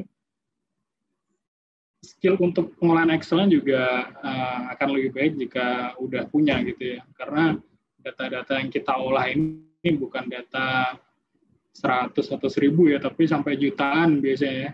Data-data jutaan kita olah di Excel. Nah, mungkin dengan tools-tools tertentu, data yang berjutaan itu kita bisa simplifikasi. Nah ini info modul yang tadi saya sampaikan bahwa berisi informasi-informasi yang sekarang beredar di market atau di publik gitu ya. Tujuannya tadi untuk mendukung atau mencari informasi apakah ada informasi yang mendukung suatu pergerakan harga saham tertentu. Nah info modul ini di-input secara manual gitu ya tadinya, tapi dengan oleh unit evaluasi sarana itu dikembangkan untuk menjadi otomasi atau otomatis. Jadi kita bikin sistem yang bisa mengotomasi berita-berita yang beredar di market, di publik, itu agar langsung masuk ke sistem smart gitu, tanpa kita melakukan input manual. Nah, ini juga salah satu peran kita gitu ya. Jadi melakukan pengembangan terhadap sistem yang udah ada untuk membuat operasional kegiatan operasional pengawasan itu menjadi lebih efektif. iSense ini adalah aplikasi business intelligence. Jadi aplikasi ini fungsinya adalah mengintegrasi beberapa sumber data yang kita punya atau kita sudah menjalin kerjasama dengannya gitu. Jadi contoh misalnya di sini ada data worst public shareholder by KSE gitu ya. Jadi sama Ira juga udah dijelaskan KSE itu apa. Nah dengan kerjasama itu kita bisa grab tuh datanya. Jadi kemudian tampil di aplikasi ini. Dan jadi ini aplikasi yang berisi tidak hanya data-data internal tapi juga eksternal. Nah, mungkin itu ya materi yang ada di slide saya. Sebelum lanjut ke tanya jawab, mungkin saya sampaikan dulu beberapa tantangan mungkin ya dari lulusan matematik itu ketika bergabung di dunia kerja. Jadi ada plus minus ya. Lulusan matematik itu karena memang kerjaannya itu lebih eksak gitu ya. Lebih eksak. sering mengerjakan suatu persamaan tertentu dan hasilnya harus A atau B gitu. Nah, nanti di dunia kerja mungkin hal seperti itu yang kita bisa jadi nggak kita temui. Gitu. Jadi di dunia kerja itu nggak selalu hitam sama putih gitu ya, tapi ada gray area. Nah, kita untuk bisa menerima gray area ini di awal-awal akan agak kesusahan nih di awal pekerjaan gitu ya. Karena kita yang tadi saya bilang udah biasa berpikir secara strict, secara sistematis gitu ya. Kalau misalkan A ujungnya harus B ya harus B gitu. Nah, mungkin itu yang menjadi kendala. Kemudian yang kedua adalah secara bisnis mungkin kita agak jarang ya di dunia perkuliahan itu membahas tentang finansial ya, tergantung tadi apakah memilih subjur terkait dengan keuangan atau enggak gitu. Kalau enggak mungkin istilah-istilah keuangan yang ada di pasar modal ini banyak sekali ya yang jarang kita dengar gitu, kecuali memang dari teman-teman udah belajar mandiri gitu di luar dari materi yang udah disampaikan di bangku kuliah. Ya salah satu solusinya tilainya namanya belajar gitu ya. Dan di bursa ini banyak sekali sarana untuk kita bisa belajar untuk mengisi kekurangan skill kita gitu ya. Kayak tadi keuangan kalau kita kurang bisa untuk meng-catch up hal yang berkaitan dengan keuangan, kita bisa ambil misalkan training-training yang berhubungan dengan keuangan gitu. Misalkan laporan keuangan, dan laporan keuangan itu juga salah satu hal yang cukup wajib ya, cukup fundamental gitu. Apalagi kalau kalian bergabung di bagian-bagian yang core bisnisnya memang untuk mengamati pasar modal kita. Nah, mungkin itu aja ya. Kalau ada pertanyaan atau masukan silakan. Baik, Mas Irsyad. Mas Irsyad, boleh nggak di-share sedikit, Mas, pengalaman kerjanya waktu pas masuk bursa itu, apakah fresh graduate gitu atau sudah bekerja di mana dan waktu itu sebagai apa gitu?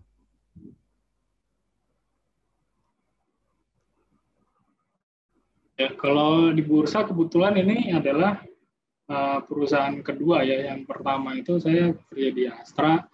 Mungkin saya mengalami kesulitan untuk beradaptasi di dunia kerja itu lebih pada saat di Astra gitu. Begitu di bursa, karena udah bekerja sebelumnya, mungkin penyesuaiannya adalah penyesuaian terkait dengan bisnis yang ada di bursa itu sendiri, yaitu di pasar modal.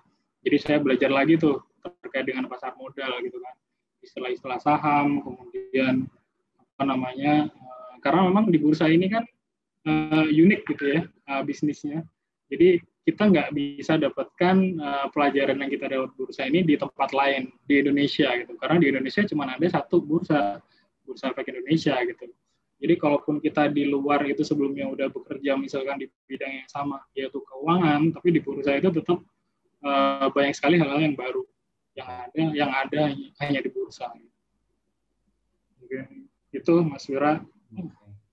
Thank you Mas Irsyad atas sharingnya. Dan mungkin juga saya tambahkan ya teman-teman, jadi memang biasanya juga dari matematika kan ada yang juga terkait dengan aktuari ya. Nah kalau khususnya aktuari sih memang dari IDX tidak ada ya untuk kebutuhan di sisi aktuari memang gitu, karena memang saat ini kami memang punya kerjasama dengan konsultan aktuari gitu ya, tapi memang tidak menjadi satu kebutuhan utamanya gitu. Jadi memang contohnya seperti tadi tempatnya Mas Irsyad gitu, salah satunya di divisi pengawasan ya teman-teman.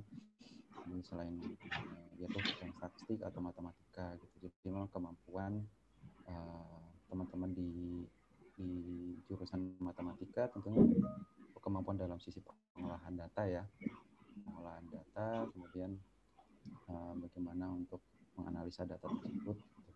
Nah itu sempat saya juga dapat testimoni dari beberapa user gitu yang mengapresiasi dan juga kemampuan untuk kecepatan dalam belajar atau memahami.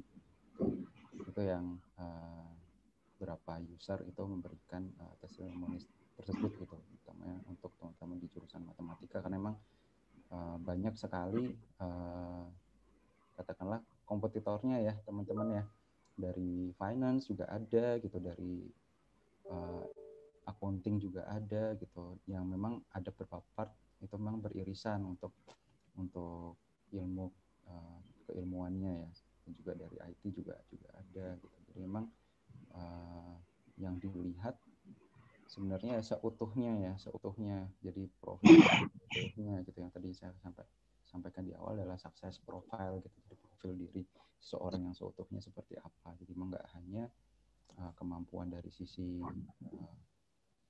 dari keilmuan atau knowledge-nya saja, tapi ya dari sisi lainnya, experience-nya, dari sistem bisnisnya juga, dari profil dirinya gitu. Terus kemudian kompetensi-kompetensi lain yang sekiranya bisa mendukung pengembangan dirinya. Seperti itu kurang lebih. Mungkin kita coba buka diskusi ya teman-teman. Silahkan saya kembalikan ke Mbak Gebi sebagai MC-nya. Silahkan Mbak Gebi.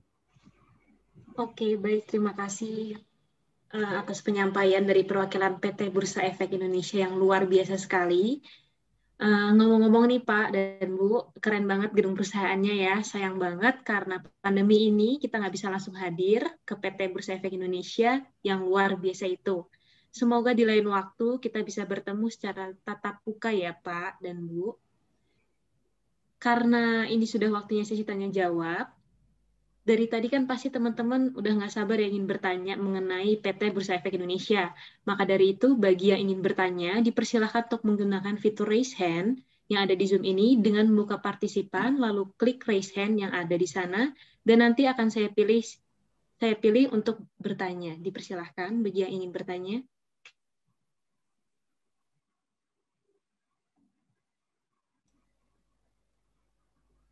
Silahkan yang ingin bertanya teman-teman. Kalau yang bertanya dapat apa Mbak Gebi hadiahnya?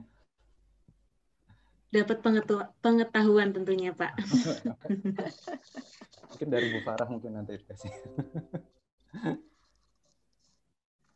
Jadi teman-teman selain dari dari SDM juga kan di sini juga ada tadi Mas Irsyad ya, ada Mas Wiran, atau mungkin ada yang mau kegiatan-kegiatan ada yang ingin tahu kegiatan-kegiatan lainnya di Bursa Efek Indonesia, atau mungkin kalau misalnya Unpar belum ada galeri investasinya gitu ya, bisa kerjasama dengan Bursa Efek Indonesia, atau mungkin juga selain kunjungan mengenai karir di pasar modal, teman-teman juga bisa sekolah pasar modal ya gitu.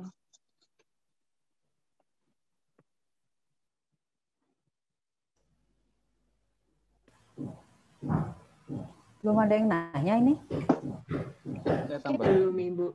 Kayaknya pada malu-malu Ibu. Padahal kayaknya banyak banget yang mau ditanya ya Bu ya. Padahal ini kedatangan orang penting loh ini. Ayo, anak-anak pada nanya, anak-anak. Teman-teman mahasiswa, ayo. Jadi Christian Jauhari mau nanya. Oke, dipersilahkan bagi Christian Jauhari untuk memperkenalkan diri dan mengaktifkan mikrofonnya. Selamat siang Bapak dan Ibu dari pihak IDX. Saya Christian Johari dari mahasiswa Matematika tahun angkatan 2019.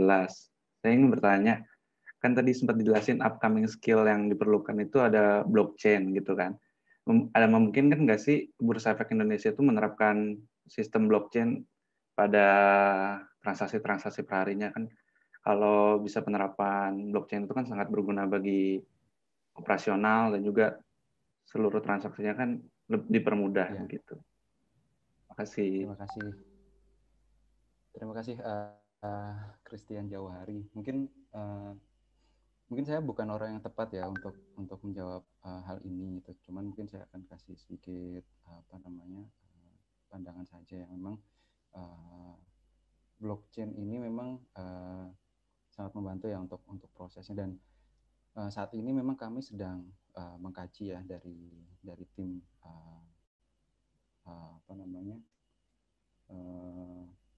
IT, dari tim IT itu sudah mengkaji untuk penerapan blockchain ini agar bisa diimplementasikan di bursa gitu. Nah, tentunya dalam kami melihat ada potensi gitu ya untuk penerapan blockchain ini gitu. Nah, tentunya kita nggak banyak sih sebenarnya yang punya pengetahuan gitu ya. Itu pengetahuan lah ya, atau pemahaman terkait dengan blockchain itu sendiri gitu.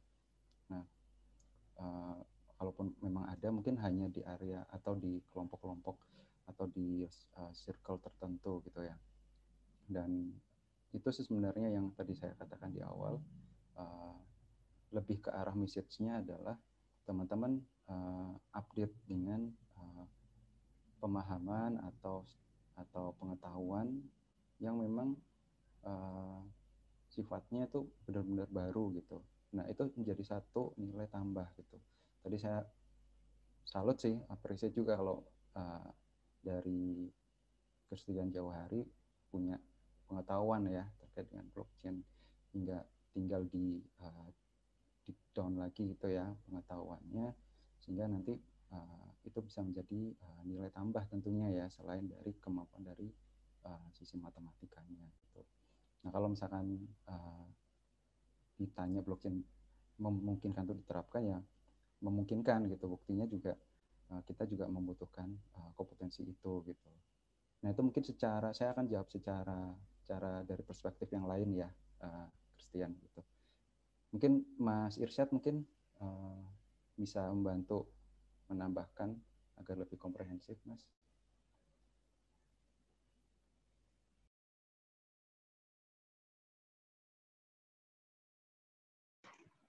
Ya, mungkin tadi ya yang disampaikan oleh Mas Wira bahwa untuk penggunaan blockchain di bursa sendiri memang masih dalam kajian gitu ya. Saya sempat juga ikut suatu conference gitu terkait dengan blockchain dengan negara-negara luar gitu, bursa-bursa asing gitu. Memang ada ketertarikan juga yang besar gitu terhadap teknologi baru ini gitu kan. Karena konsepnya yang unik ya, karena itu decentralized gitu ya, kemudian berbiaya murah dan sebagainya, cepat dan sebagainya. Nah, mungkin cuman untuk penggunaannya sendiri memang belum, setahu saya belum ada nih bursa-bursa di luar yang memang menggunakan praktek blockchain ini langsung kepada bisnisnya gitu. Jadi memang untuk sekarang masih dalam tahap kajian sih ya, setahu saya ya, untuk blockchain.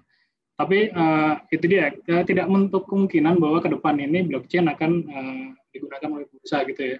Jadi kalau memang teman-teman itu punya minat yang besar terhadap blockchain dan mau mempelajari lebih dalam, itu saya yakin ke depan itu akan banyak dicari. Gitu. Mungkin itu sih dari saya. Thank you, Mas Irsyad. Oke, baik. Terima kasih, Pak, atas jawabannya. Terima kasih, Christian. Semoga menjawab ya.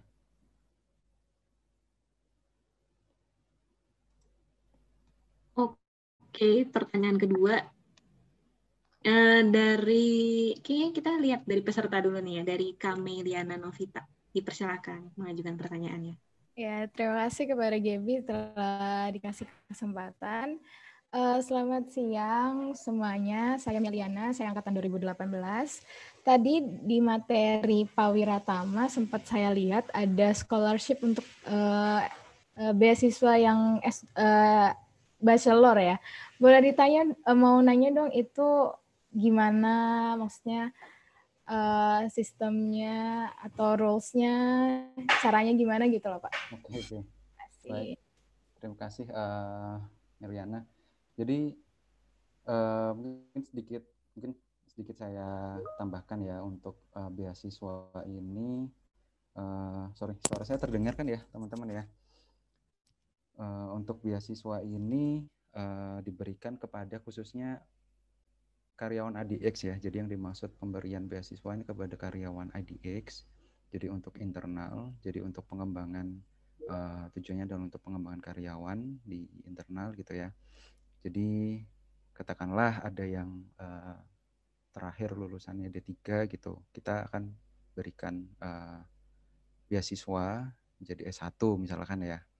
Kemudian lulusan terakhir dia lulus S1, kita akan berikan S2 gitu. Jadi sampai dengan tingkat S2 gitu. Jadi ada dua sih skemanya kalau di IDX. Yang pertama adalah berupa beasiswa full gitu ya.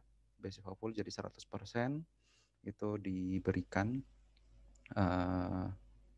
beasiswa kepada karyawan. Jadi karyawan sebenarnya yang dimaksud harus memenuhi beberapa persyaratan ya teman-teman. Jadi misalkan masa kerjanya, kemudian hasil kinerjanya atau hasil performance-nya gitu ya selama 3 tahun berturut-turut seperti itu yang jadi penilaian. Jadi sama ya seperti teman-teman di kuliah ada transkrip ya, kalau di kita kerja juga ada KPI-nya, ada pencapaiannya yang harus di-appraise kinerjanya setiap tahun gitu ya. Itu yang jadi rapotnya kita gitu. Kemudian seperti itu ya untuk yang full gitu. Kalau untuk yang ada lagi yang bantuan pendidikan ya. Jadi bantuan pendidikan itu sifatnya sharing ya, sharing cost gitu ya. Jadi sebagian dari karyawan, sebagiannya lagi dari perusahaan gitu. Ada yang 50%, ada yang 75%. Nah, itu juga sama dilihat dari masa kerja dan juga ada kriteria hasil PA-nya gitu ya, atau performance appraisal-nya gitu. Jadi itu berhak untuk mengajukan sifatnya. Jadi dari karyawan ketika kita buka programnya, nah itu nanti kita ajukan programnya, kemudian akan dilihat kesesuaian di persyaratan memenuhi atau tidak. Nah setelah itu baru kita akan proses lebih lanjut di persetujuan dan juga setelah disetujui baru kita berikan gitu ya fasilitas tersebut gitu. Nah itu saat ini sudah sangat-sangat banyak ya yang menggunakan fasilitas ini gitu. Jadi memang rata-rata emang banyak yang lulusan S2 ya kalau di IDX sebagian tuh di lulusan S2 dan mereka memperoleh dari fasilitas ini tentunya gitu. Nah memang itu tidak terjadi kalau misalkan mereka memang artinya mereka harus punya hasil kinerja yang baik gitu ya. Karena itu jadi salah satu syarat utamanya dan itu sebagai strategi untuk meretain talent-talent di IDX gitu. Di talent-talent di IDX tentu harus di-retain oleh perusahaan. Nah, salah satu bentuk retain-nya adalah seperti itu. Jadi karena memang akan ada ikatan ya setelah itu gitu. Nah itu sebenarnya yang program yang kita berikan sih, salah satu bentuk program yang kita berikan. Jadi memang untuk lebih arahnya ke internal gitu. Seperti itu. Semoga menjawab ya Maylina ya tadi ya. Terima kasih pertanyaannya. Terima kasih Pak.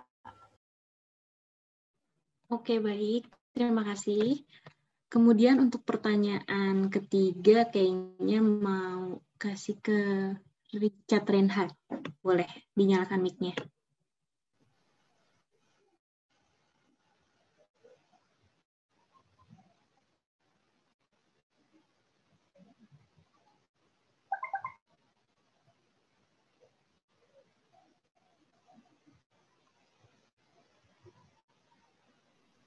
Sepertinya masih di mute ya ini.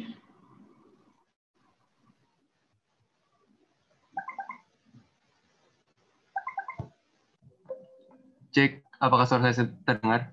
Nah, ini terdengar, Pak. Sudah terdengar belum? Sudah terdengar. Oke, selamat siang Bapak Ibu. Saya ingin bertanya.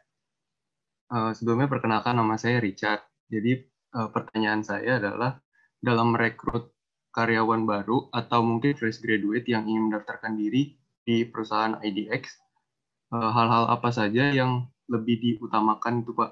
Apakah IP yang bagus atau yang lebih berpengalaman atau mungkin yang memiliki sertifikasi? Sekian, terima kasih. Terima kasih Richard, berarti ini pertanyaan untuk saya ya. Jadi kalau misalkan ditanya seperti itu, jujur saja saya jawabnya adalah semuanya ya.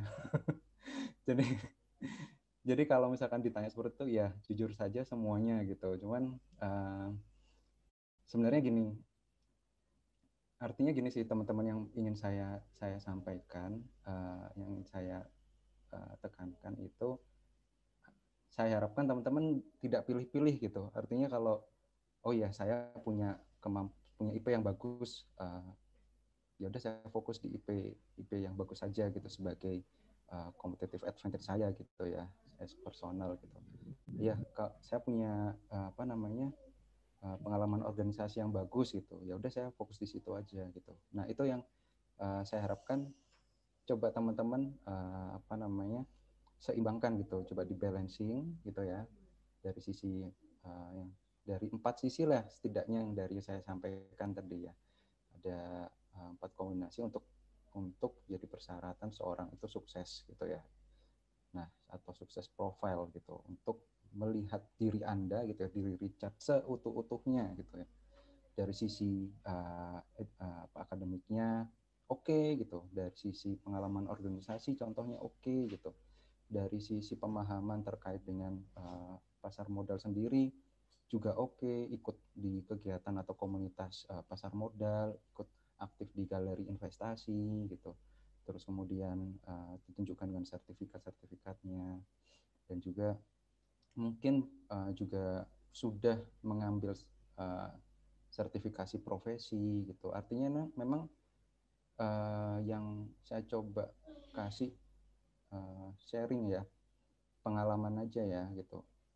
Artinya memang kita nggak bisa pilih-pilih, jujur saja gitu, karena memang ya ini mungkin masih di masih di ruang lingkup jurusan gitu ya, kompetisinya ya kompetitornya teman-teman di dalam jurusan gitu. Tapi dan yang saya alami gitu ya, karena saya yang melakukan secara langsung gitu, banyak sekali gitu dari berbagai macam universitas, dari berbagai macam jenjang umur gitu ya, dari berbagai macam latar belakang pendidikan gitu, itu masuk ke kami gitu.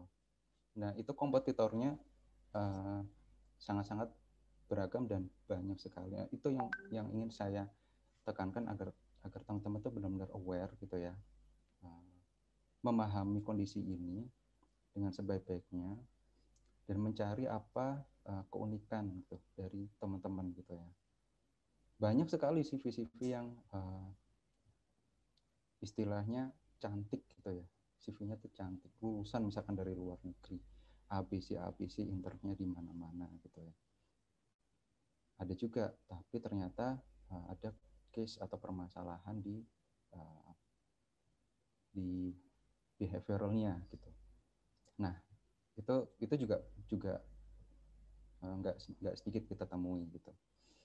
Nah, itu sih sebenarnya Richard, artinya yang saya tekankan, coba untuk melihat dalam satu keseluruhan ya, yang lebih komprehensif gitu ya, seutuh-utuhnya, tidak parsial gitu.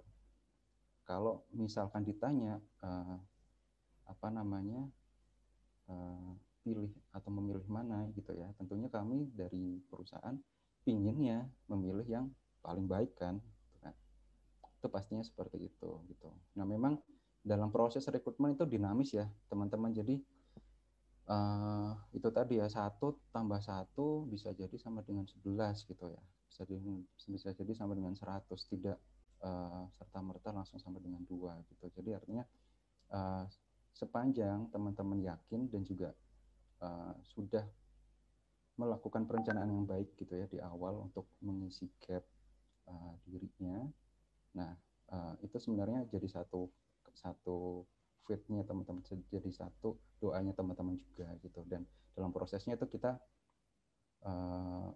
sangat-sangat dinamis gitu, artinya kita ada proses interview gitu yang kita untuk gali lagi, kita diskusi, kita ngobrol, kemudian ada psikotes juga, nah ada background checking dan lain sebagainya gitu. Itu prosesnya sangat-sangat dinamis gitu, sehingga dalam menentukan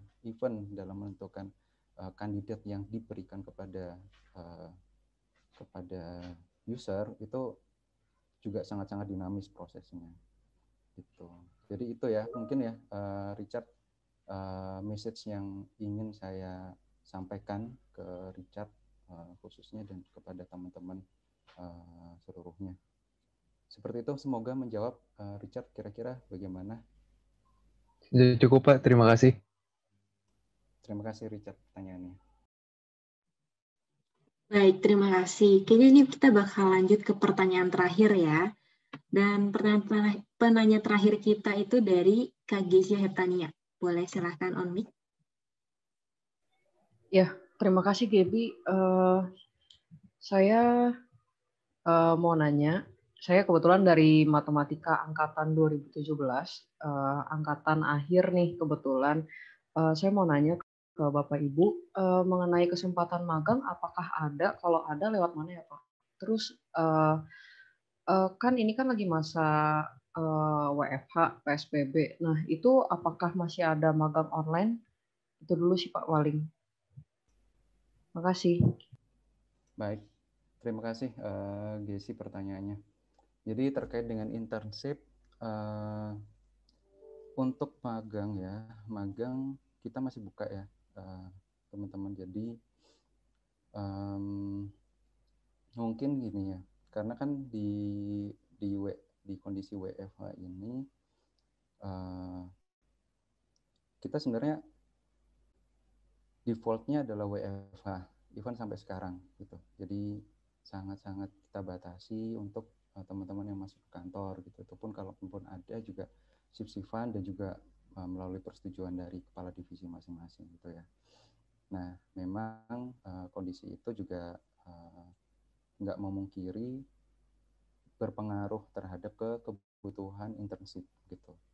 Walaupun memang ada juga kebutuhan internship itu masih ada, sehingga memang kami masih membuka internship itu gitu di sepanjang tahun 2020 ini ya, dan kemungkinan sampai tahun depan juga kami lakukan. Dan SOP kami juga kami sudah sesuaikan untuk kondisi-kondisi seperti ini gitu, sehingga sangat-sangat dimungkinkan untuk dilaksanakan.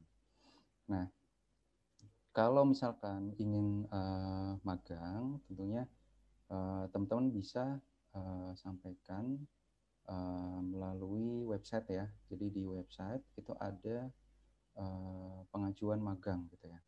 Ada pengajuan magang.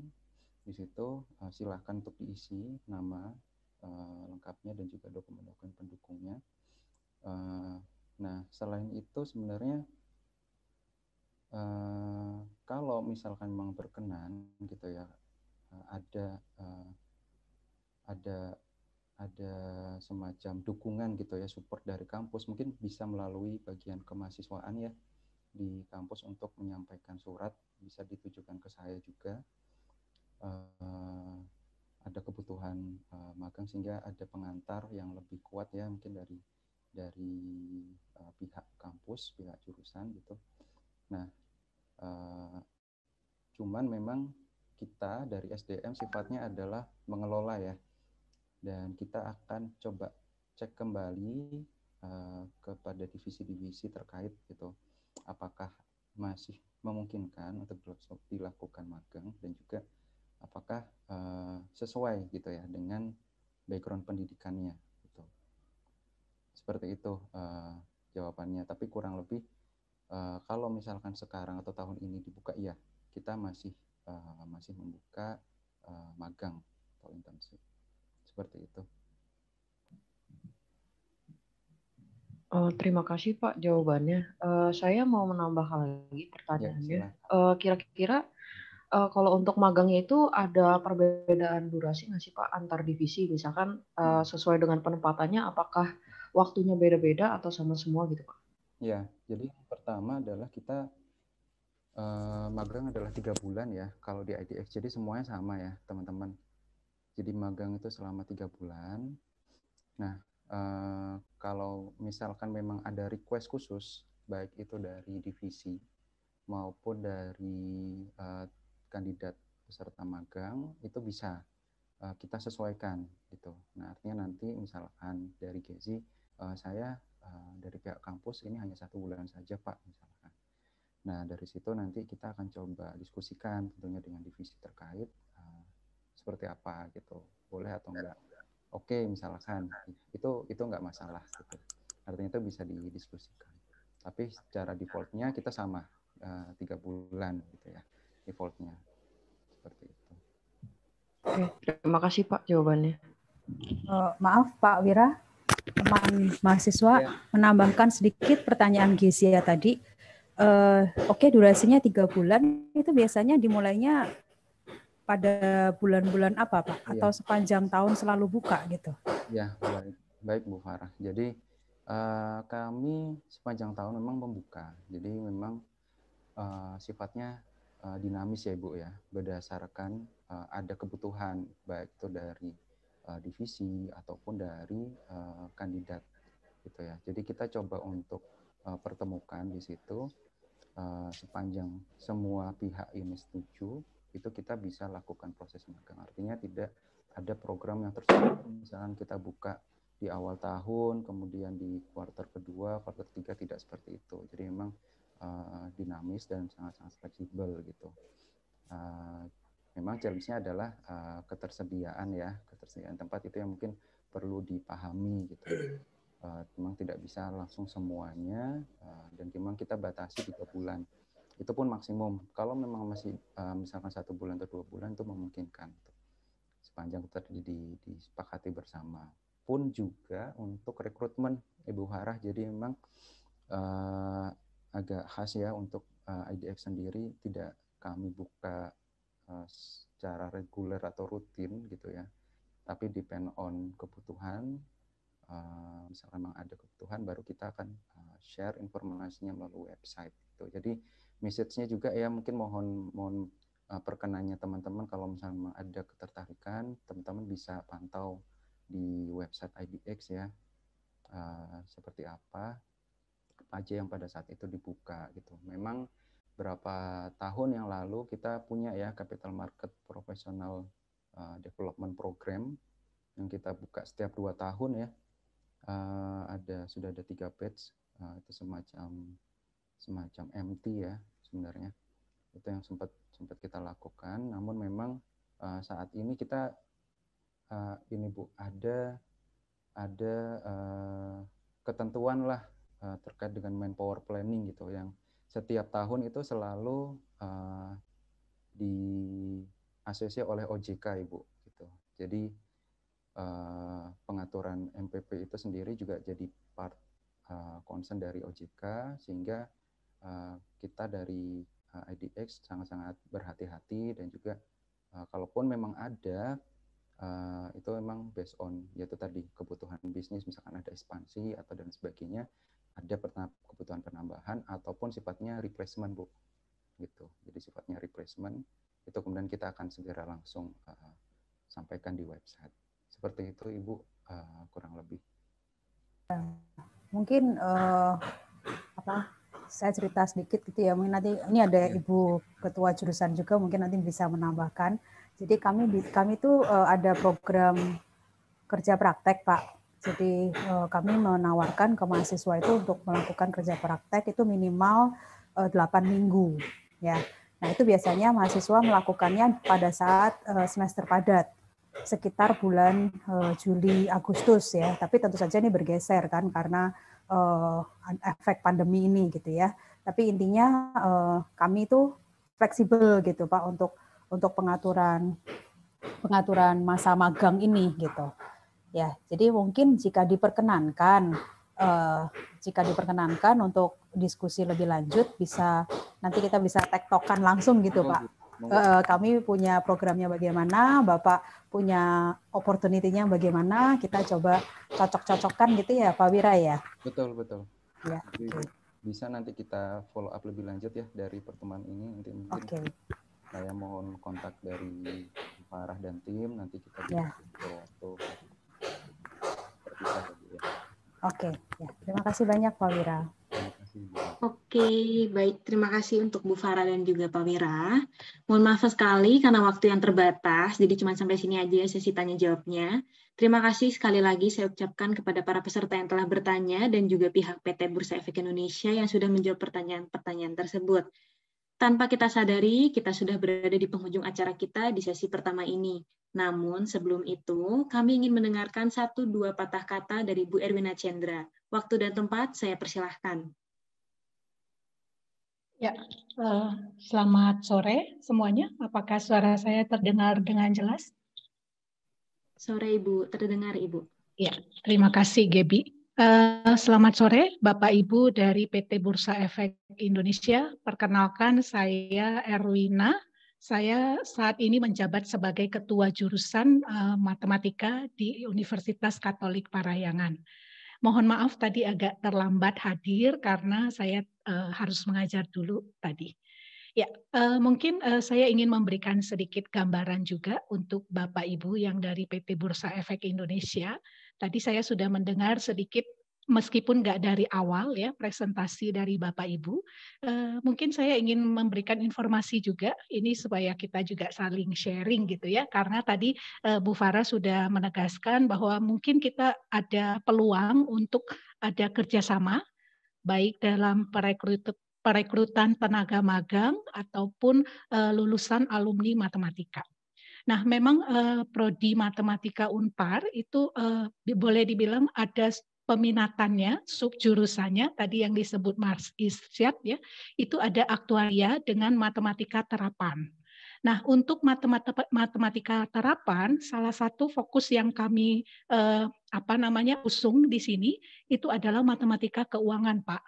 Jadi sebenarnya kami juga belajar, contohnya misalkan pemodelan harga aset, kemudian manajemen investasi, optimasi portofolio, kemudian teori risiko dan sebagainya. Jadi mungkin sekarang kalau boleh dilihat, semoga nanti ya ke depan itu lulusan dari prodi matematika itu semakin bisa berkontribusi di PT Bursa Efek Indonesia. Tadi saya mendengar kalau Mas Irsyad itu menekankan ada komputasi ya, informatika. Kami juga belajar itu sebenarnya, hanya memang saat ini bahasa pemrograman yang kami ajarkan ke mahasiswa itu adalah Python dan R. Jadi R ini lebih ke arah analisis datanya. Kami menggunakan R. Kami juga di matematika terapan juga memang ingin memfokuskan terutama di analisis data atau data scientist ya. Karena itu juga salah satu bidang pekerjaan yang boleh dibilang semua bidang ya. Apapun itu pasti butuh analisis data karena dunia sekarang itu kan datanya cukup banyak. Mungkin itu sedikit gambaran seandainya memungkinkan gitu Pak Wira.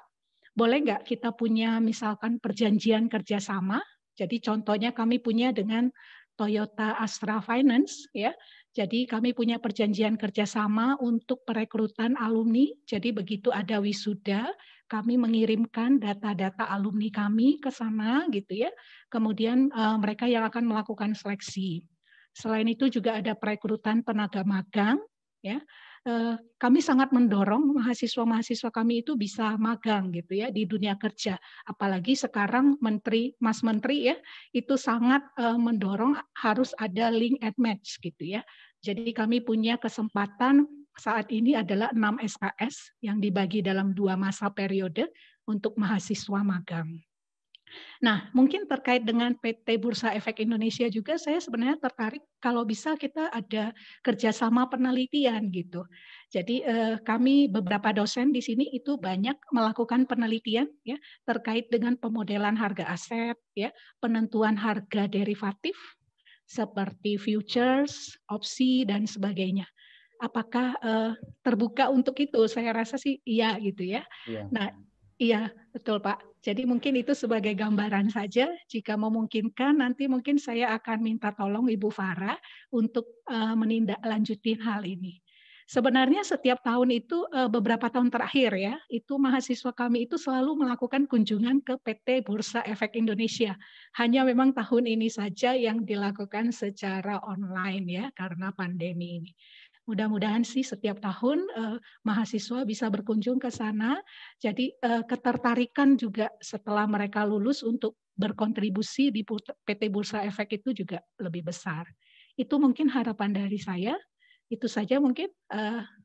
Silakan kalau ada tanggapan dari Pak Wira, saya ucapkan banyak terima kasih. Ya. Baik Ibu Erwina, mungkin sedikit tanggapan dari kami ya. Memang untuk MOU atau kerjasama untuk pemenuhan karyawan di IDX itu memungkinkan Ibu. Jadi nanti intinya sih pada dasarnya kita terbuka dan kita bisa diskusikan lebih lanjut seperti apa gitu. Dan nanti mungkin akan saya sampaikan di tempat yang terpisah secara detailnya seperti itu Ibu. Silahkan nanti kita diskusikan. Untuk penelitian juga mungkin sebetulnya bukan part dari saya ya Bu ya, kalau untuk penelitian, kerjasama penelitian ini, karena memang ini lebih ke arah ke kajian atau pengembangan produk seperti itu. Nah memang saat ini kita sudah ada tim yang expert di bidang itu.